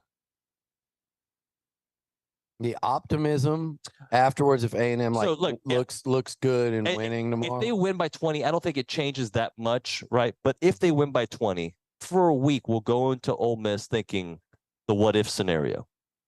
If they lose to South Carolina, then that changes the complete conversation. Well, yeah, if they lose tomorrow, that conversation goes, to a dark place. Yes. Then it goes to. Look, this is a down South Carolina team. Coach has a broken foot. I'm kidding about that, but it is injured. It is emblematic of what the way their season's gone so far. I mean, it's a metaphor for how their season's gone. They're in shambles along the O-line. The strength of your team is the D-line. You're playing at home. You've been away for a couple weeks. You're coming home. You've had a bye week. This is absolutely a game A&M has to win. They need to win. There's no excuse not to. But South Carolina is capable of upsetting somebody. It can't be you. I mean, they've got one of the better quarterbacks in this conference. They've got some playmakers. I don't know what's come out in the last 18 hours on Leggett. I was told he's going to play from the South Carolina guy. Okay, so Leggett's a stud. And, even him, if he's not 100%, is a stud. They'll make plays, and they're dangerous offensively. And they have athletes on defense, similar to Arkansas, where they're not that good, but they have players. And they have players that can beat you one-on-one. They have players that can make plays on the football. So A&M's got to play a good game, because if it's close, the pressure shifts towards the home team. Crowd gets restless. Do those offensive linemen start pressing, and then does that lead Max to feel the pressure more than is even there? And then he starts you could see where it could be a dicey football game. They led Georgia 14-3 at halftime in Athens. they're not, they had a chance right before halftime to make it a game against Tennessee, but you know what they did? What they do? They did what everybody got pissed about Jimbo for not doing. They tried to score before halftime, and it was 24, I think, to 13, and they were going to try to get down there and get a field goal or a touchdown. And Rattler threw a pick six, and it was 31-13. Tennessee got the ball to start the second. It was a game over right there. A little bit different when you're behind. I get it. But my point is they had a chance to make it a little bit of a game before halftime, and they blew it. They're capable if you play down to that level. To me, Texas A&M should have, I don't know after you lose 2 games, Nuño, if this comes into play, but I think Texas A&M should have a real chip on their shoulder for this one. The guys in that locker room, I would say you guys are the only A&M team to lose to this team. And I know that's like a weird psychology, and a lot of coaches don't like playing that one because you're kind of bringing up the fact that they beat them, and you're in saying that you're almost elevating the opponent, right? And that's not what Jimbo will do. But I would say you guys are the only A&M team that's lost to these guys. You had no business losing that game last year. We did this, and this on the road, and still should have won the game. So go out there and don't make those mistakes. And we need to go out there and kick their butts. Something maybe a little more colorful language, but that is a game that I think they should look at South Carolina and say, we've got a little payback in order. I don't know that they will think that way, but that's as an athlete, as a competitor, if I was one of those team leaders like an Anais Smith or your Max or one of those guys, I'd stand up and say, we owe these guys. Yep. They beat us last year. I would absolutely feel like we owe these guys. Rattler threw for a bunch of yards. They were, celebrating right in front of us. We owe them. We'll see. That would be my mindset. I would take this game very seriously. They need to, obviously. I think morale is at a whole different level as it was a year ago. Sure. At this time, this locker room seems much more close-knit. They're tight-knit. They've lost 2 very close football games to Alabama and Tennessee in Knoxville. And it's not a great Tennessee team, but it sure as hell isn't a bad Tennessee team. They've lost 2 games to good SEC teams, one of them being Bama, very late in very competitive football games. And I get that everyone's quit, everything I've read, and everyone's quit on Jimbo and his team and Max and everything. But the reality is they've still been that close in 2 games in any 100 different ways you could see them winning. I'm not saying that means they're going to win out. I'm not saying that means, hey, forgive. I always say the record is what the record is. But when you're trying to project and predict, you have to factor in, take some of the emotion out and factor in the reality. The reality is they could have easily, with a backup quarterback, beaten Alabama and Tennessee. Yep. And it's not changing 50 plays. It's changing one of 50 plays in either game. Isn't that the frustrating part? Though, Yes. that it's been that way 2 years. But no, because to me, it hasn't been that way 2 years. Last year at Bama, yeah. But they lost to a rancid Auburn team. South Carolina, they were not good that night. They ended up getting good. Who knows? Maybe it was from Michigan's champion or whatever the guy's name, the Stallions, Connor Stallions, sign stealer over there. But that team, they lost to App State. This team in the last 2 weeks, like I said, they're playing infinitely better football than they did a year ago at almost any point. That Bama game, they played pretty well, much, much better. Yep. Even though Milroe was there, look, the offense was making, Haynes made some plays. Evan Stewart made plays. Moose made plays. Hell, even Chris Marshall made a couple big catches in that one. A-Chain ran all right, although they had him bottled up.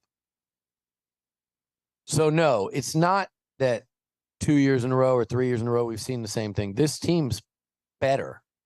The problem is if you lose a bunch of close games to better teams, and your record's still 7-5, you're just like barely better, and that's not enough. They need to do something the rest of the way. So on the plus side, we are talking about a football team that has barely lost to two good high-level SEC teams, and a lot of it was self-inflicted. On the negative side, they continue to make self-inflicted mistakes. The offensive line is a huge red flag right now, and your quarterback is struggling.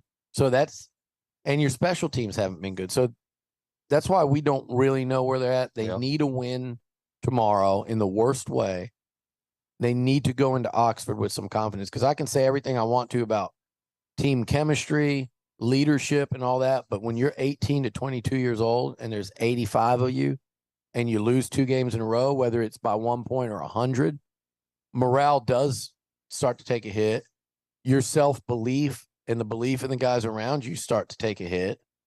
They need a win, and then they need 2 wins. I mean, it's just the way it goes, but it starts with 1, and then you could give yourself a much better chance to go do something up in Oxford. All right, let's hit a break here. When we come back, we'll little short segment before we start the final countdown. Right now, we're talking about Milliken Reserve. Go check out Milliken Reserve. It's a great community. If you're looking for an amazing property, that's where you look. The lots are huge. The people are great.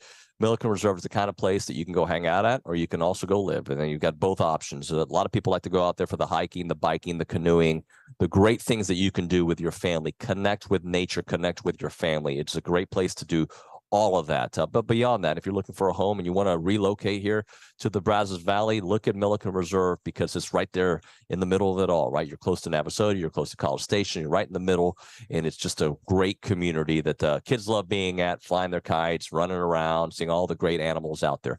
Check out the website, millikenreserve.com. Again, that website, millikenreserve.com. Right down the road from where we are right now at the Angry Elephant is Milliken Reserve.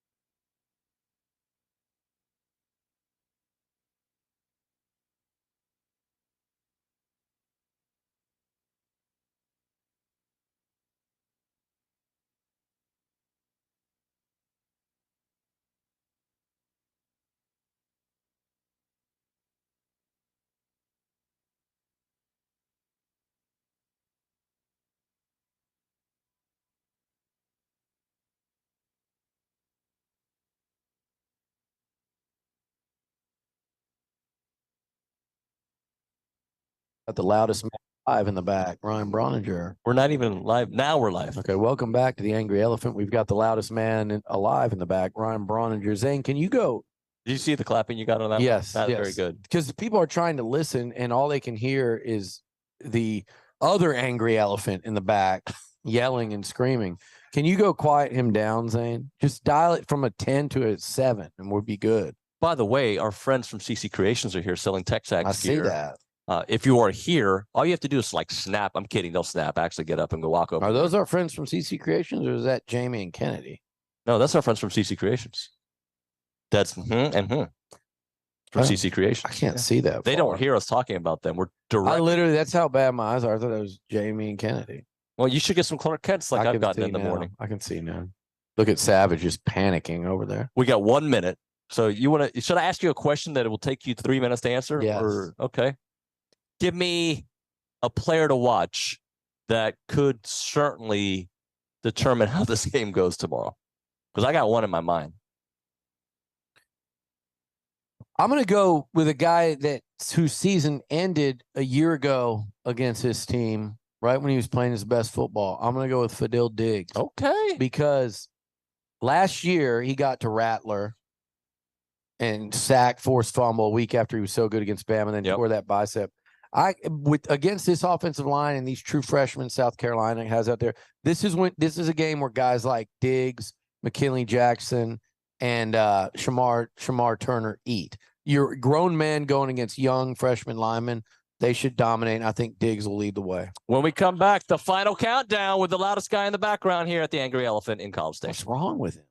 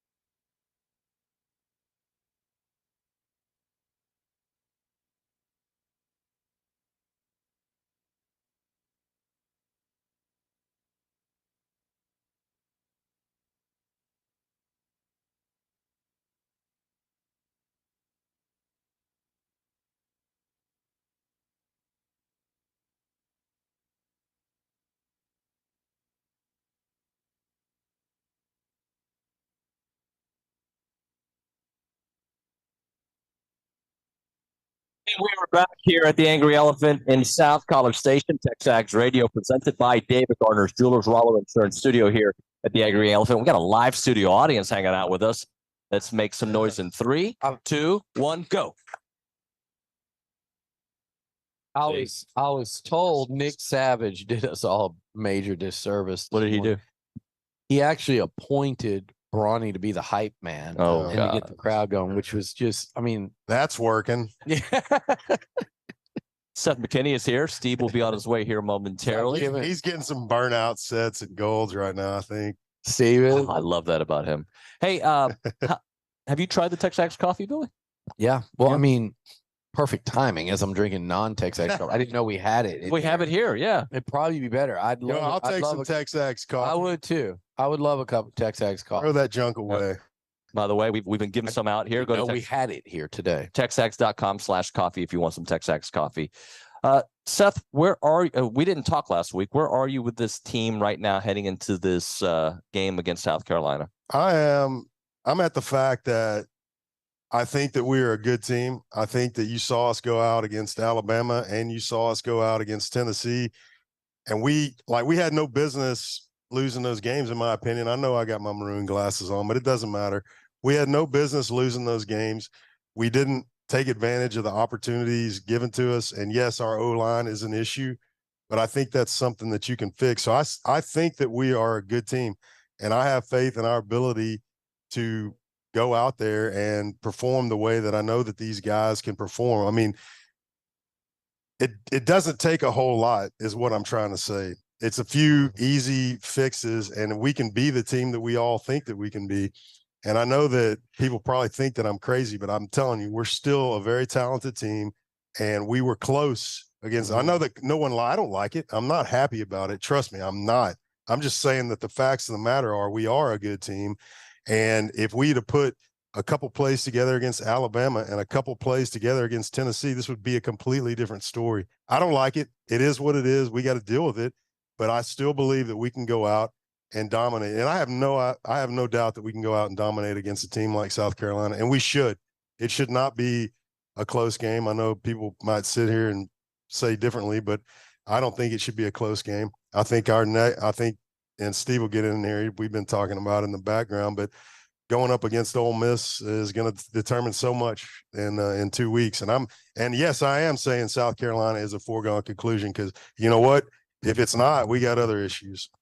So as Steve McKinney sits down, can I ask Steve and Seth something that Seth just said?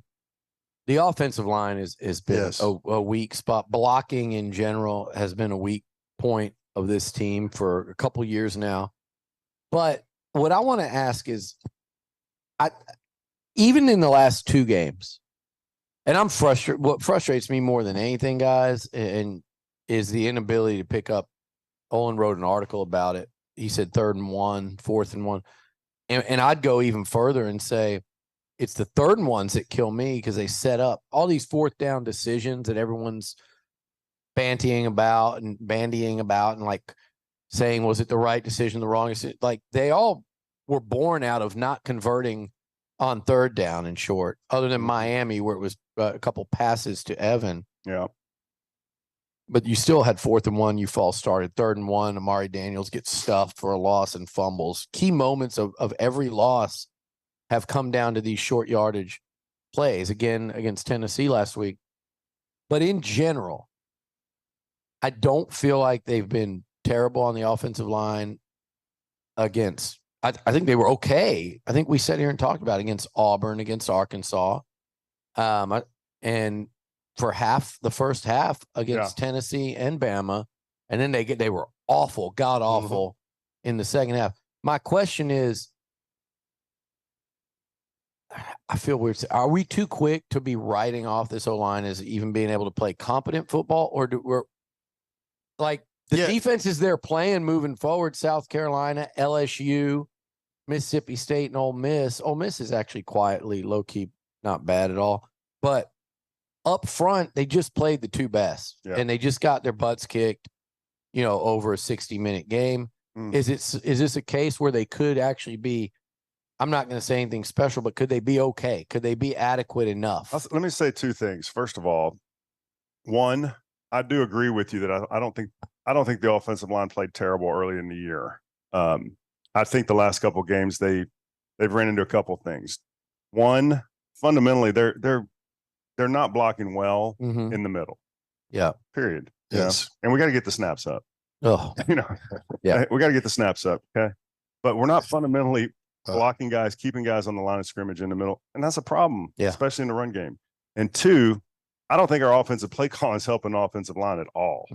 It's very predictable, very little play action, way too much just straight drop back for the defensive lines that we're going against. Yeah. You got to be more creative. Right. You got, when your offensive line's struggling, especially against really good defenses, you got to help them out. You got to keep the defense on their heels. You can't just go, hey, it's 3rd and 8. Let's just do a straight drop back every time. Yeah, there's got to be some level of those guys having to think. Yeah, and they're not. Because Lord knows that your blockers are having to think. Yeah. Well, I mean, right? You guys, you are. As O lineman, you've got to, I'm blocking him. This guy's moved. Here's the safety. Here's the mic. Right. You know, you're doing all that. And if the other side's not, if they're just pinning ears back, you're right. It puts you at a big disadvantage. You know, like we're running plays where it's like we got the 1995 Cowboys out there. We're expected them, you know, make the ground, make the inch. You know what I mean? And you've got to do just like Steve said. And the snap issue, it messes up so much. And it's like we might sit here and just, I mean, I know a lot of people are talking, and for rightly so, because it messes up so much timing. It messes up timing in the passing game. It messes up timing in the running game. And I'm not trying to belittle anybody. It is easy to do. All right. Like if you're a center, that's your job. You're expected to do that. Do it. I mean, seriously, it is not that hard. That's what you do every day. You go out and practice. You get 15, 20 shotgun snaps or whatever it is every practice. And it's like rote memorization. You just do it. What are you talking about? I don't know. I'm talking about before practice. Oh, That's, yeah. This is all before. They're getting like 100. Yeah. Trust me. I mean, you know what I'm getting at. But that's like an issue that should not exist, period. Plain and simple. And then as far as the short yardage goes, I know we're out of the shotgun, but forgive me, you're never going to convince me that a quarterback sneak on 3rd and 1 is not the right call, period. And it always is in my book. Like, dial it up. It works. And if you don't get it, that's your fault. You obviously hadn't been watching the movement we get inside on 3rd and 1 to think that a quarterback sneak's going to work every time. Yeah. I'm just saying. I do think that's the call. I do think that's a great. It's a given. 3rd and 1, 3rd and short. Boom. I mean, don't even huddle. Just get on the ball. If you sneak into it quick, catch people off guard. If they're expecting a quarterback sneak, it's a problem. You're going to have some guys blown up. It's a problem. I think you bring up a great point. It's the frustration and the reality. I keep saying, like, trying to score right before the half and ask that O-line and Max and kind of the inconsistency we've seen in the passing game to say, hey, let's get this ball back at our own 10 we can call timeout and we'll have let's a go minute. Score. I understand if you have to score. We did. South Carolina did that at Tennessee. But when you've got a lead, particularly on the road, and you're getting the ball, I know the mentality is, and we all want to sit here and say it, attack, go for the kill, put your foot on their throat, the jugular. But the reality, we're not good enough to do. You have to know what your team. If you had Wigman, but if you had Jaden Daniels and Malik Neighbors, or you had, Bryce Young or Mac Jones and those 4 Bama receivers from a couple years ago, or Burrow, I get it, but you got to know what you have. But my problem is not in the decision. It's the fact that, damn, I wish A&M had an offense that I thought we that were you were going more to. confident in doing that. Going into the season, I thought we had that offense, but no, I mean, you're right. You can't question that. You also I thought guess you had Connor. You can question it, but I'm just telling you, I'm with you on that. Like both of those times, I'm going, yeah, dude, let's take the lead in a half. Yeah. Let's not do something stupid here. Yeah, because we're very capable of doing that. And look at you don't go for it on 4th and 1 against Bama. Yeah. You punt it, hoping to pin them deep, and it backfires. I didn't goes love in the end that. zone. But did you love it when they went for it and they tripped over their own feet? Oh, yeah. Almost the same. Yes, I love that. Did you love it when Tennessee did pretty much the exact same thing the Aggies did, but they punted it down to the 1 yard line? Mm-hmm. I mean, Jimbo always says, and it's become like, it's a thing everybody's joking about now, is execute. And it's true, but it falls on not just players, but coaches as well. Yeah. the execution part, because you practice to teach them to execute, and I know you rep it and drill it and rep it and drill it, but if it's not translating on the field, then maybe rep it and drill it differently. That's the or hardest. You put different players out there. That's the hardest thing about being a great offense and about having those. I've been on teams where it's like one person every time, every play. It seemed like every single play, one person messed up, and it made a huge difference. That's the beauty of being on defense. Is like you could go out there and have 10 mental errors, and you got Myles Garrett over there, and he sacks a quarterback. Y'all are the wrecking crew, greatest defense of all time. They weren't the wrecking crew with Myles. Well, I know. You know what I'm getting at. I sometimes like to say that because I see the social media people, and I'm like, yeah, you guys had Myles, and this defense is actually pretty damn good. Now, Really good. I would love if they had Myles or Vaughn, but how about a little bit? I know y'all talked about him a little bit, but I had no idea he was having the level. I knew he was successful, and I knew he was dominating. But to be mentioned like that with the great Reggie White in the same sentence like that is just unreal, man. Imagine how good Myles Garrett would be on Tecmo Bowl. Oh my goodness, dude. You'd have to ban that team. Yeah. Well, what if he you was on the Eagles? What if he was on the Eagles? You had him and Randall coming Him and in. QB Eagles, yeah. The Raiders. You couldn't, it's like Bo Jackson. You'd have to ban them because the Browns, with no other players, you'd have to ban them. Right. Because he would just have a sack on every play on Tecmo. Was it Walter Payton that was unstoppable and Bo Jackson? They both were, right? Yeah, they were pretty tough to stop. Yeah. Guys, we've talked about Lawrence Taylor, the line being an issue, but Max has got to get rid of the ball quicker too. Yep. It seems like, it just feels to me like he's holding on to it a little bit too long, but it's not even just that. It also feels like the play calls are like so slow developing. Mm-hmm. I remember, and I remember back in 2002 with the Texans, it seemed like every pass play we called was like a 15-yard option route. Where the quarterback trying to do to us, reading the freaking safety, and I'm going, we shouldn't be calling these type of plays right now. And that's what it feels like with this offense at times, especially when your offensive line's giving up pressure and you're struggling. Don't make it so long developing on the deep balls. Yeah. We gotta mix in some quick game. You got to mix in play action, and then the stuff will open up downfield. You'll have shots at it. It's frustrating because there are so many things you can do to protect an offensive line that is not doing a great job. So many things. Legs, three-step drops. Play action. So many things, and it's just not getting done for whatever reason. You know what's one thing I don't think. And by the way, I thought they made an amazing call. They ran a screen, and Le'Veon Moss dropped it. Mm-hmm. Oh yeah. That could have been a big chunk play. Certain first down. They ran. No, you're thinking of the little where Le'Veon leaked out and Max had him wide open, and that all you had was a safety coming from about 25 yards away. If he made that guy miss, it might have been a house call on it. All the other DBs, their backs were turned, and he underthrew that one. He short-armed it. But I'm talking about in the fourth quarter, one of those drives, maybe your last one, you were starting it and you ran a screen and it was a perfect throw and Le'Veon just dropped it. So one play, your quarterback makes the bad throw to him. The other play, he drops it. Those are what you're talking about. They're easy plays to, I hate the word, here we go, execute. Yeah. But it's true though, Billy. When you're a player, you truthfully sit in the film room and see those things on film, and you own those mistakes. None of those players are sitting around in their apartments, trash talking the coaches, blaming the coaches on these losses. Like, they know that they didn't execute. And Jimbo can sit there and say that, and people can make fun of him, but that's the reality, is that they got to execute. Now, is it his job and responsibility to get them to start executing? Yeah. That's where his responsibility comes in. One thing would be things like the snaps. Right. If we see bad snaps Saturday from Bryce, then I would actually shift that blame from the center to the coach. Well, hold on a second. And Adazio and Jimbo and say, why is he even out there? You can shift that blame today, because that wasn't his first game like that. That's true.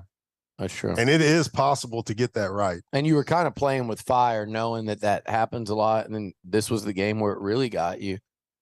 And they're also stepping on this. The stepping on stuff happens, but it should not happen as frequently as it does to us. Why is that happening? Well, spacing, man.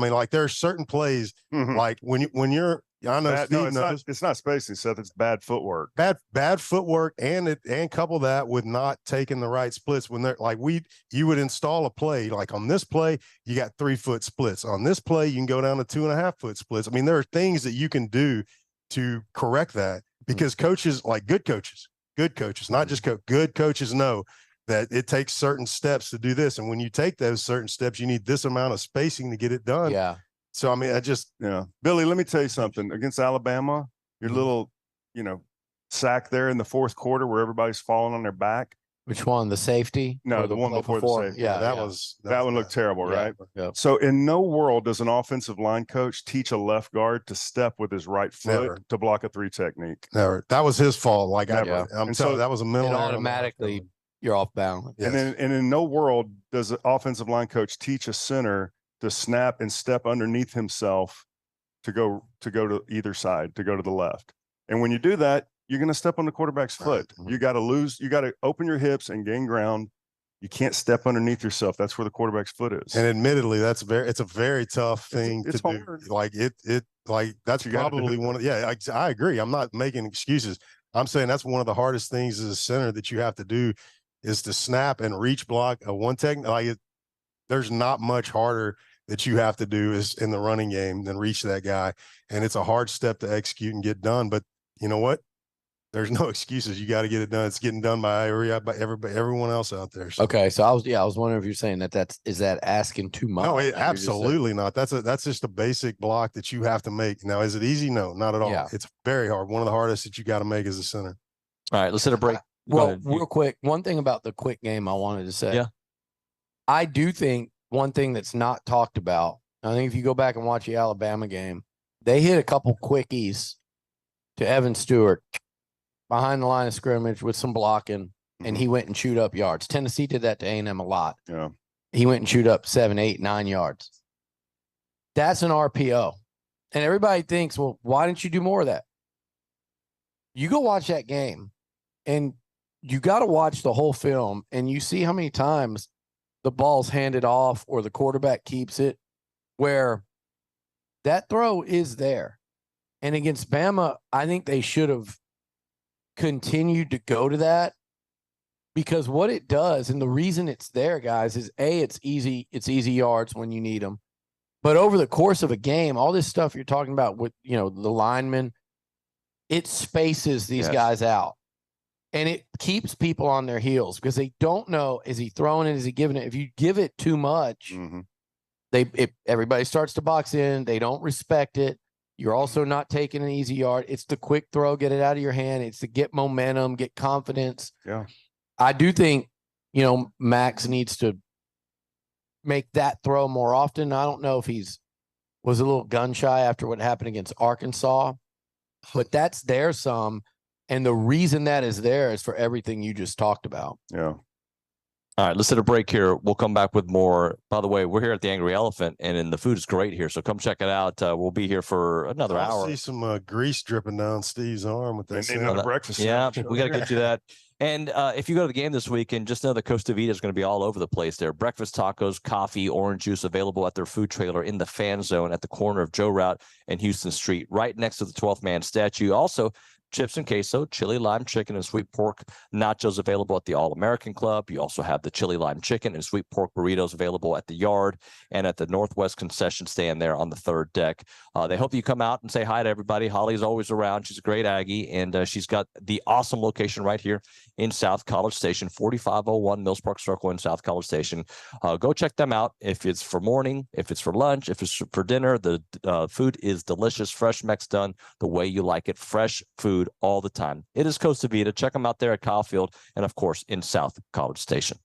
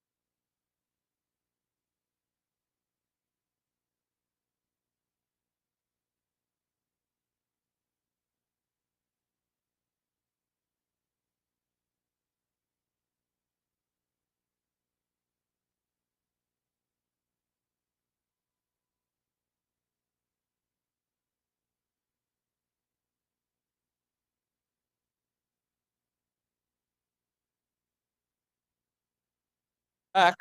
We're not back. Now we're back. TexAgs Radio here live at the Angry Elephant in College Station. Our live studio audience. I was a little worried after the Alabama game. We had a lot of folks here for a while, and then they lost a couple games. I was a little worried. People were coming. People were excited. You guys think they're going to win this weekend? One guy answered. Oh yeah, that's good. Yeah. Thanks, Bill. Appreciate you. They better win.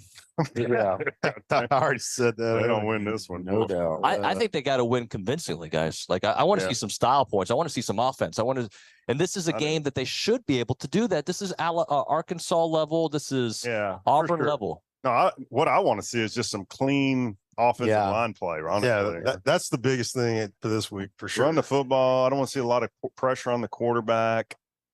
Any pressure better be a freaking 8-man blitz. We better not be getting pressure with no 4-man rushers. That's what I don't. They got to get that fixed up front. It's a glaring issue. They're gonna have the guy they got to watch out for is there's not many up there. South Carolina's. They remind me, like I said, they're on a level of like an Arkansas. I don't even think they have the defensive front talent that Auburn did. But yeah, they're pretty good. EJ Sanders is a stud. He's their guy. Yep. He's got like 8 tackles for loss, 4.5 sacks. That could be a tough matchup. Yeah, and if you get him on the wrong, it could happen.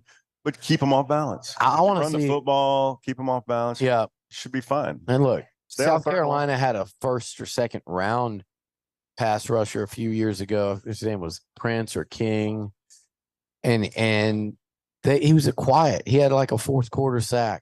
He was a 1st, 2nd rounder, and A&M just demolished. It was 2 years ago here. Yeah, A&M just demolished them, and they kept him quiet with play calling and with physicality. And you could see that. I could see that happening Saturday as well. I'm expecting it. You've had 2 weeks to prepare. You have to be just as a player sick of the last 2 weeks. Oh yeah, you got to be ready to just come out and just play the best game of your life. Tell you what, I want to see a bounce back from. I'd like to see Chase Basantis show what he's got mentally. I interviewed him this week. Mm-hmm. This is a true freshman, and I talked to him before we went on. I said, man, I remember Luke Jokel getting absolutely cooked by a little 230-pound edge rusher from Florida International. Yeah. And then a week later, a first-team All-Big 12 DN, Hugo Chinasa, up in Oklahoma State, just ate him up. And that was like game 3 or 4 of his his true freshman year. Yeah. By mid-season and beyond, and all the way until he got injured, in his NFL career, he was as good a tackle as you could, whatever level you can attain and ascend to in college football. He was there by the end of his freshman year. I'm not saying Chase is Luke. My point is Jake Matthews didn't start till about game 7 of his true freshman year. Luke that same year took it on the chin his first few starts. Chase doesn't, he's really talented, but Luke and Jake are like generational, right? Athletically gifted. 2nd pick, 7th pick. Yeah. Still playing. Jake's going to be he'd probably be a Falcons Ring of Honor guy when it's all said and done. But Chase is really good. He's had a rough couple weeks going against veteran SEC D linemen. Good competitions. I'd like to see him bounce back. Playing from behind. Mm-hmm. A lot of 3rd and longs. One on the road. Tough ask. That is a tough ask. You know who's got a lot of tough asks last year and had it really rough was Trey Zune. Yeah. We don't talk about him. I feel like he's one of your more improved players. Yeah, well, I mean, that's the beauty about being an offensive lineman. You don't want people to talk about you that much, and you know what? That just tells you that he's doing his job this year. And I've been very impressed with the way that he's played for sure. Yeah, no, he's for sure a solid player. Just very consistent, and that's what you want to see as an offensive lineman. Like you don't need a guy that's dominant 2 or 3 plays a game and screws up 2 or 3 plays a game. Yeah, you want a guy that's just consistent. Blocks his guy, covers him up, doesn't get penalties, doesn't jump off sides. That's what you're looking for, and all 5 of your guys, frankly. Yeah, for sure. But Zune, I would definitely put in that category as like much improved. Now, he had a lot of injuries he was playing through last year. I assume he's healthy this year. Yeah. And that's making a big difference as well. But yeah, kudos to him for, fighting through all that and playing good this year. Speaking of consistent, how important will it be to get Edger and Cooper back out there this weekend? Yes. And I don't think Chris Russell played bad at all when he had to come in for Edge in Knoxville, but Cooper was having a hell of a first half. He was all over the place again. He gets it looked like he got his bell rung, looked like a concussion. Is that what you, That's what it looked like to me. And and maybe had they played last weekend, maybe he wouldn't have been ready, but he should be ready to go. Walter Nolan should be ready to go. That was kind of shocking. Bryce dude. Anderson should be back. The way Walt went off, I was like, man, this is. I thought it was bad. career ending. The way he was crying on the freaking card. I'm like, dude, this guy's done, man. Yeah, I don't know if it was a pinched nerve. I don't know specifically what that was. He looked scared. It didn't look like he was in pain. He just he was scared and upset that he thought his season was done. Yeah, I mean that's why that emotion came. He thought it was over. He thought it was done. So that was pretty shocking, but obviously great news. Yeah. But man, yeah, I think this could be an Edger and Cooper type game. Like this is one of those where you go, can he get to Spencer Rattler? Can he get 3 sacks? Can he get an interception maybe? Like I just feel like this is a game where 45 might be all over the field. Yeah, man, I've been impressed with him since his freshman year when he was out there, and he's only gotten better and steadily better and better. You know, and this year he's coming into his own. Do what? You know, he can come back. Oh, hey, bring it on. Like you want to really? I mean, he's playing so good though. I mean, it's tough. No one's got him in a mock first round, and I don't know that he's. But can he? I don't know that people have talked to me about him being a second rounder. Mm-hmm. This is where you've got in 2023. You've got to hopefully, and if you haven't, then it's on the people in Bright. You got to get so far out in front of that. Say you're coming back and you're going to make a ton of money. Yeah. And oh, by the way, we're going to NIL you for a bunch of money too, because you're going to be a 4th round pick. Well, NIL you that much. Yeah. And whatever your money is, whatever he made in NIL going into this season, that should make a massive jump this year, because you would essentially be saying, we're going to pay, because let's call it what it is. We're going to take X amount of our salary cap to bring back the most proven of commodities on our football team. Not a recruit, not a freshman that hasn't played much but is very talented. Thank you, bud. But the most proven commodity in our locker room that we can bring back is number 45. It's number 5, Shamar Turner. Yeah. Those are guys that like. Now, can I be the agent? Yes. Why would you come back, even if you're going to be a 4th round pick? Yeah. Okay.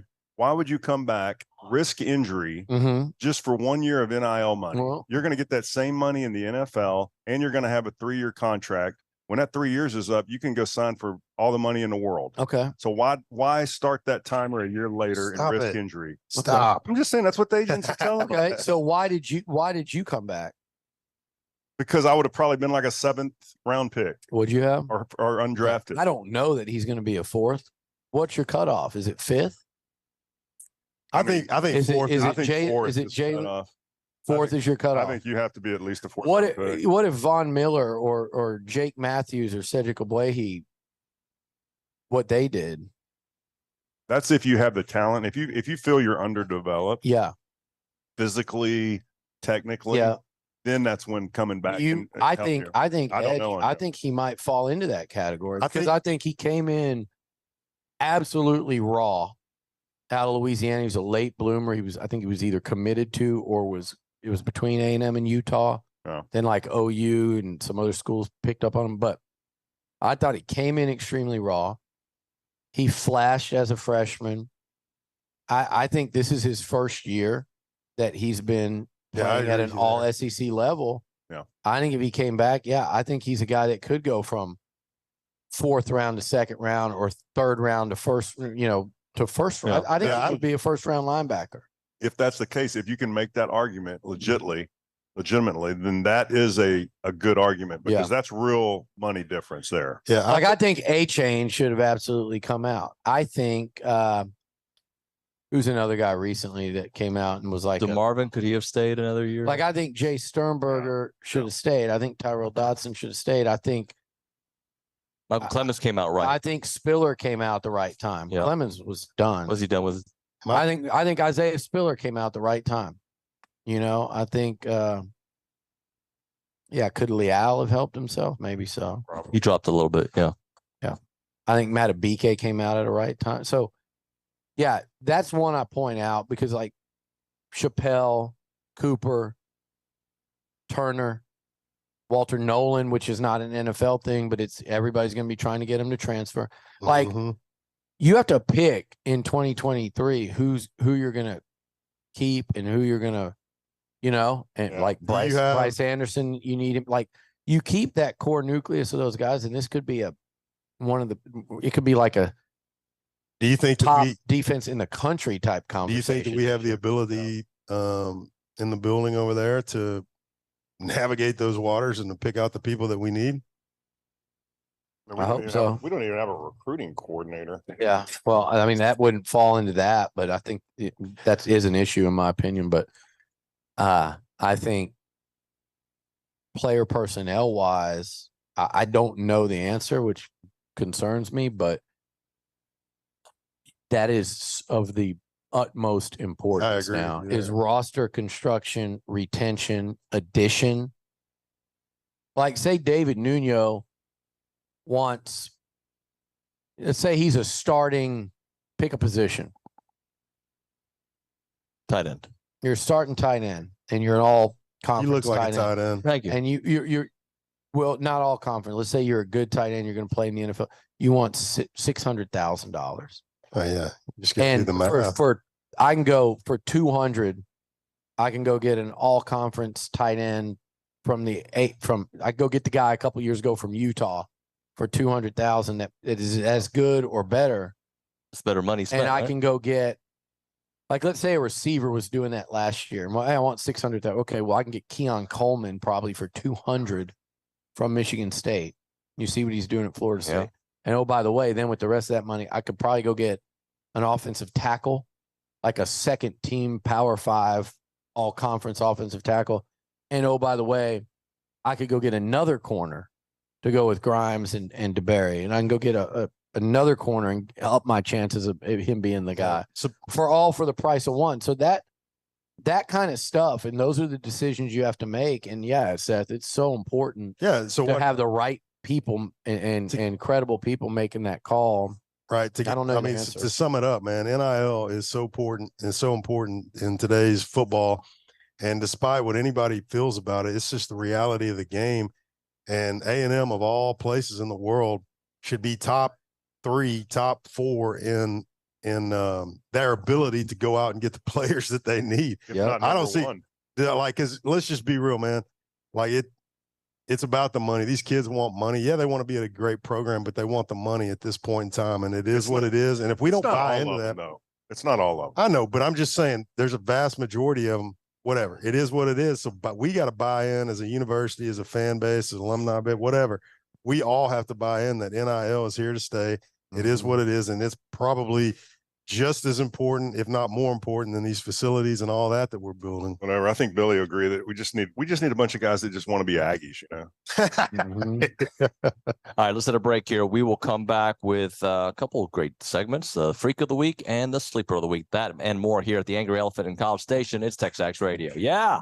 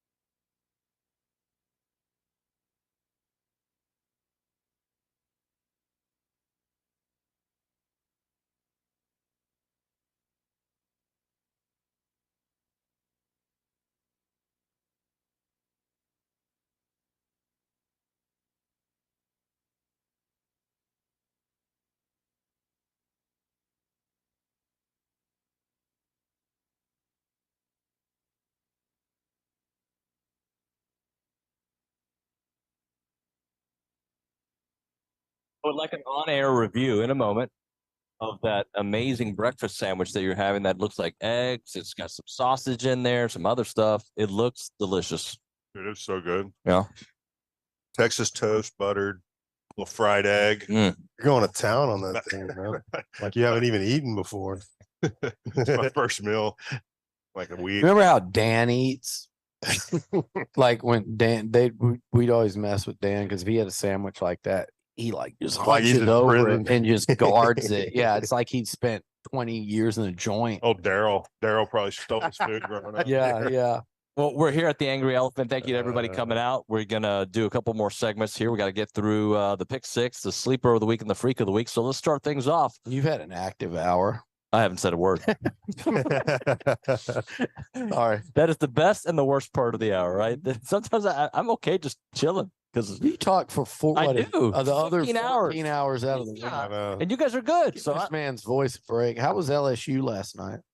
I wish they would have come away with a win, but it was a cool trip, and I enjoyed it. It was nice. What are we talking about? What about LSU? Soccer. I went to A&M soccer last night. Oh, okay. Yeah, it was. They needed the win. They didn't get the win. They got the tie, but they still got a first round bye. Hunter fired up the PJ. Hunter did? What does that mean? Like they flew private there and back. To like the LSU Nuño, the game big for a baller. soccer game? Yeah. Let's go, That's dude. what's up, right? Yeah. Big baller. His Hunter's daughter's on the team. That's why. Oh yeah, I forgot about that. You would do the same. Yeah, probably. I would too. Actually, me and Steve would be in a car driving there. We're not of your level. Road trip, baby. Nuño, did y'all go eat anywhere? We did. We Where? went to I don't remember the name, but it was a Cajun place, and I had etouffee like I always do. It was fantastic. Nice. Hunter's notorious for picking the most god awful restaurant. It was good. It's like, oh, we got to go here because Instagram told us so, and we'll post pictures of, and it's awful. But it's not him; it's the girls. Well, other parents were at this restaurant, so we went. The Calzadas were there, believe it or not. So it was cool. It was a good time. Hector. Yeah, my Cuban family. Yeah, absolutely. Why would he be there? His daughter plays for A&M soccer. Steve, apparently you need to pay a little more attention. Sorry, I with don't follow soccer, soccer, man. Come on. Good Lord. Hey, Golly. can we do a little Get back freak to football. Real of football. the week? Would you It's like the freak of the week. Oh, that was bad. Yeah, it was terrible. Bad for It you. was a week off. I'll wait on you. You cue it up. I come in. You gotta come in fast. The rhythm. I don't know who to go with first. Who wants Seth, let's make Seth go first. You want me to go first? Yeah, freak of the week, That's buddy. fine. Let's see. Let's see. I didn't know who was gonna be up. Going last. You know what? What? I'm gonna go with the guy that was very emotional with himself, and I'm gonna do it again. I think I've done it before, but Walt Nolan, man, I think that he's going to come out and dominate against this South Carolina offensive line, and we need him to put some pressure on Spencer Rattler and get him off of his rhythm and his cadence and all that stuff. And I love it. Let's see it. I think he's going to ball out. I'm going with Max Johnson. I Okay. think the bye week was good for him. I think they're going to tweak the offense a little bit. I got a feeling we're going to see a much more explosive, balanced. I don't know, balanced, but something that's going to keep the defense on their toes more. And I think we're going to see a little bit more explosiveness in the passing game. You can't get, dude, you got receivers decommitting. You got to freaking throw the ball to your studs. Yeah. You got to show that we can move the ball in there. Yep. I think I know yours. Do you? I think it's Edge Cooper. I've mentioned 3 candidates, and I know I've mentioned Cooper. I mentioned Fadil Diggs earlier. I mentioned, here's a guy. I wouldn't say he's been quiet lately, but he was just wreaking havoc earlier in the year. Could see a breakout by Shamar Turner. Okay. But I'm going to go Fadil Diggs. I just think this South Carolina O-line is ripe for the picking, and Rattler could get sacked a lot. And I think Fadil Diggs is a guy that could take full advantage of that.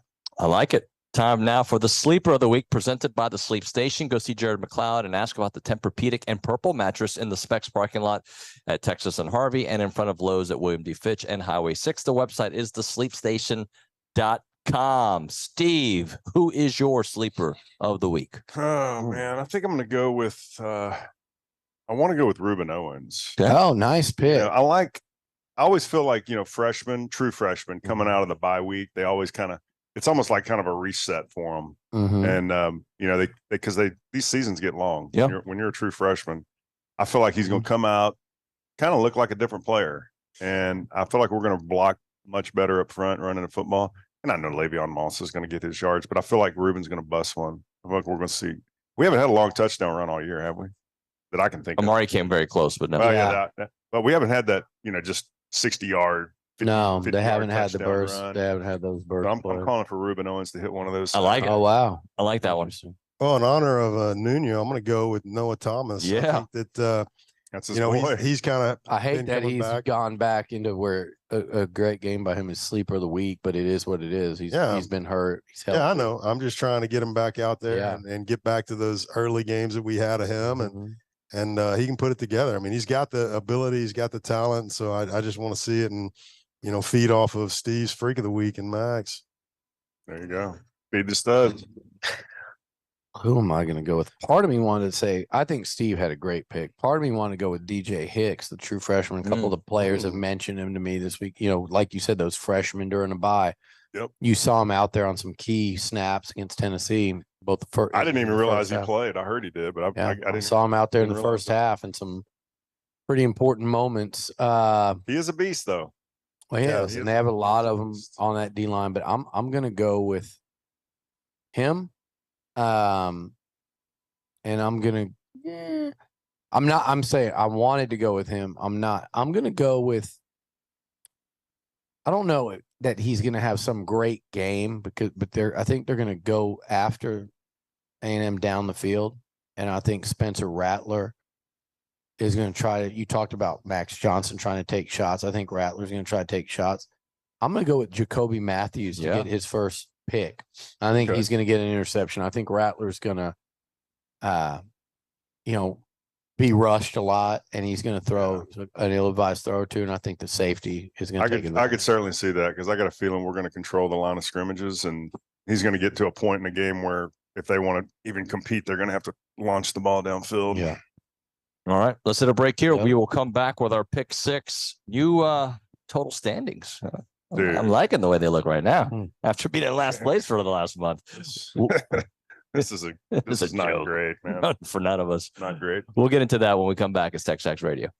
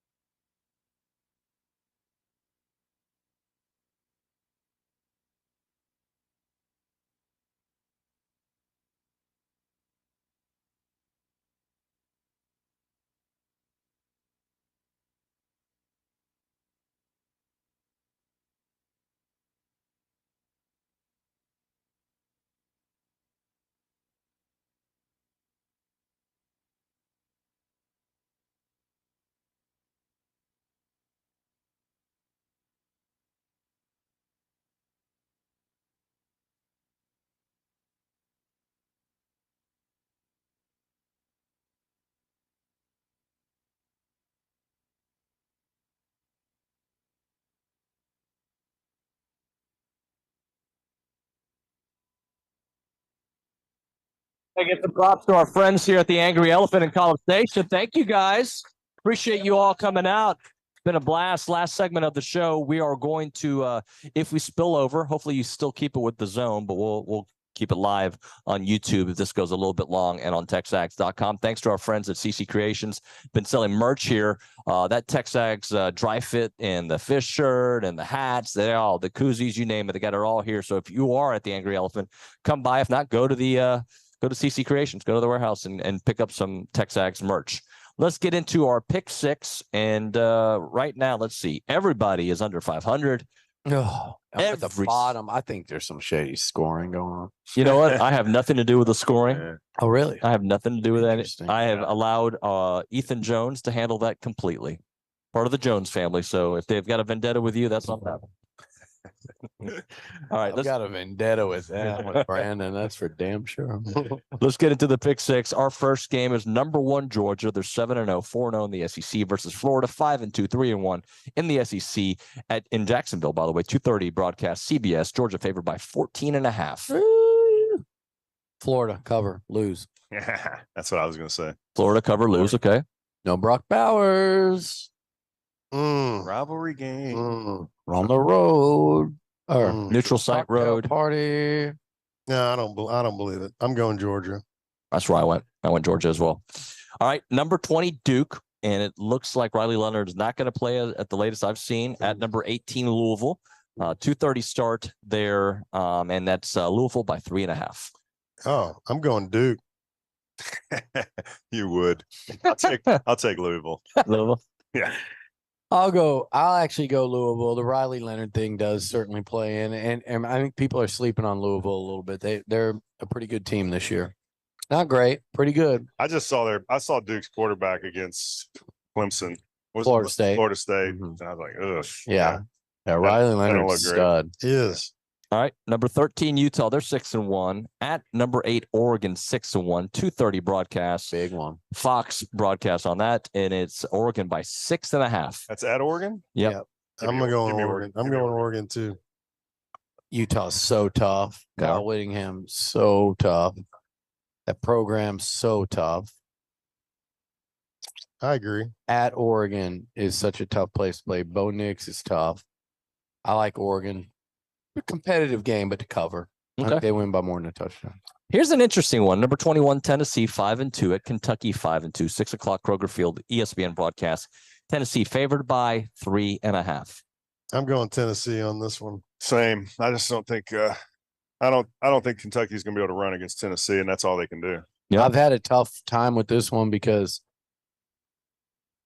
But Kentucky's sneaky good sometimes. and they're a lot better at home. Yeah. And Tennessee's a lot worse on the road. Yep. That's a big swing there. And a Mark Stoops defense, can they contain that Tennessee running game? At the end of the day, I got ground to make up, fellas. I'm going Kentucky to cover. I did that as well. All right, here's one that I don't know. It's a big number. We'll see. Number 3, Ohio State, 7-0 at Wisconsin, 5-2, 6:30 at Camp Randall. NBC broadcast. Ohio State favored by 14.5. What's Wisconsin's record? They're 5-2, 3-1 in the Big Ten. I've given up on that program. I'm going Ohio State to cover on that one. Yeah, Ohio State. I'm really torn on that one. Me too, because Ohio State's not scoring a lot. It's at Camp Randall. I just don't know. I don't know enough about Wisconsin. I don't either. I'm going to go Wisconsin to cover with Ohio State coming off a very emotional rivalry with Penn State the week before. Ohio State win. I'm picking against the favorites to cover this week, I guess. You're doing that to play catch up, right? Well, I know. I did the Kentucky one. No, I did the Kentucky one to play catch up. I'm picking home more than 2 touchdown underdogs. Home dogs to cover. Yeah, I'm taking Wisconsin too. By the way, I'm just got to say bye to our friends on the zone. Thanks so much for listening. Keep it with Louie or watch us on YouTube here for the next few minutes as we close it out. The last game, guys, and the number's interesting here. South Carolina at Texas A&M, 11 a.m. Kyle Field, ESPN broadcast. According to this, A&M favored by 14.5. Oof, big number. Oh man, as much as the question is, can we hold their offense to under 14? I don't believe. Yeah, it could, but I think I'm picking A&M to win that game. 34. Say I might go 34-20. That's a South Carolina cover. Yeah, man, I'm right on it. Damn, I'm right on it. You got to think with your head. 38. Like, look, we're gonna win. I'll just say 38-21. Can we get 38? We're gonna win, but we're not gonna cover. Are we gonna score that in the first half? Unless we have our new offense. No, David. Sorry.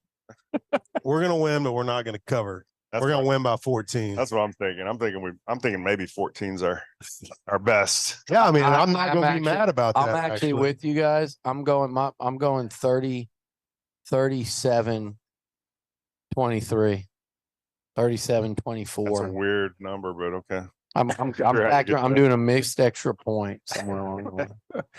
Do we get a special team score or 3 field goals? 28 okay, fine. and 3 field goals. You know what? I don't want to see any of that against us, the defensive or special team score. 4 straight games, a non-offensive score. Can we end that? Against A&M, against A&M. Auburn, Arkansas, Bama, damn. 4 straight games. And then, okay, Bama but got called.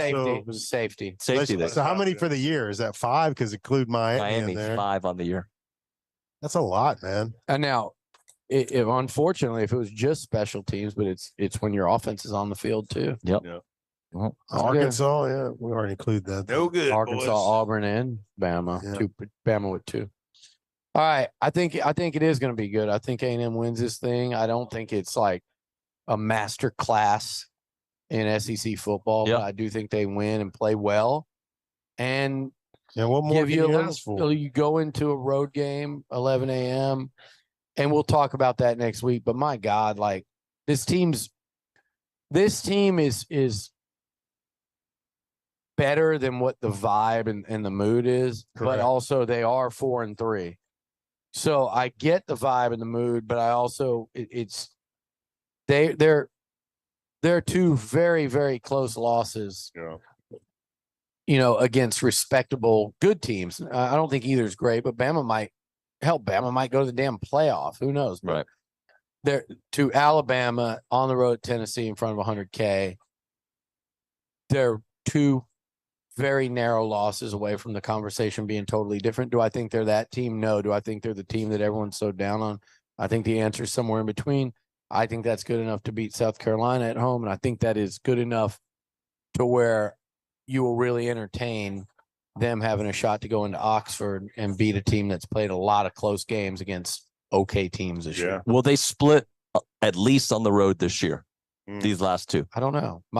You're gonna have to prove it. Yeah. I'm not gonna sit there and say because they hadn't done it. Yep. It's in too long, but they got to learn how to win. They've been losing so much the last couple of years that they got a young team still needs to learn how to win games. Yep. Yeah. And once they learn it, Forget about it. This could be a really good team. Thank you, Angry Elephant guys. Thank you so much for coming out. Appreciate you. Thank you to Olin and to Bronny, the McKinney brothers, and Billy, and thank you, of course, to the CC Creations, the warehouse hanging out, and all of you for coming. Thank you so much. We will see you all on Monday and on the post game wrap here on TexAgs.com.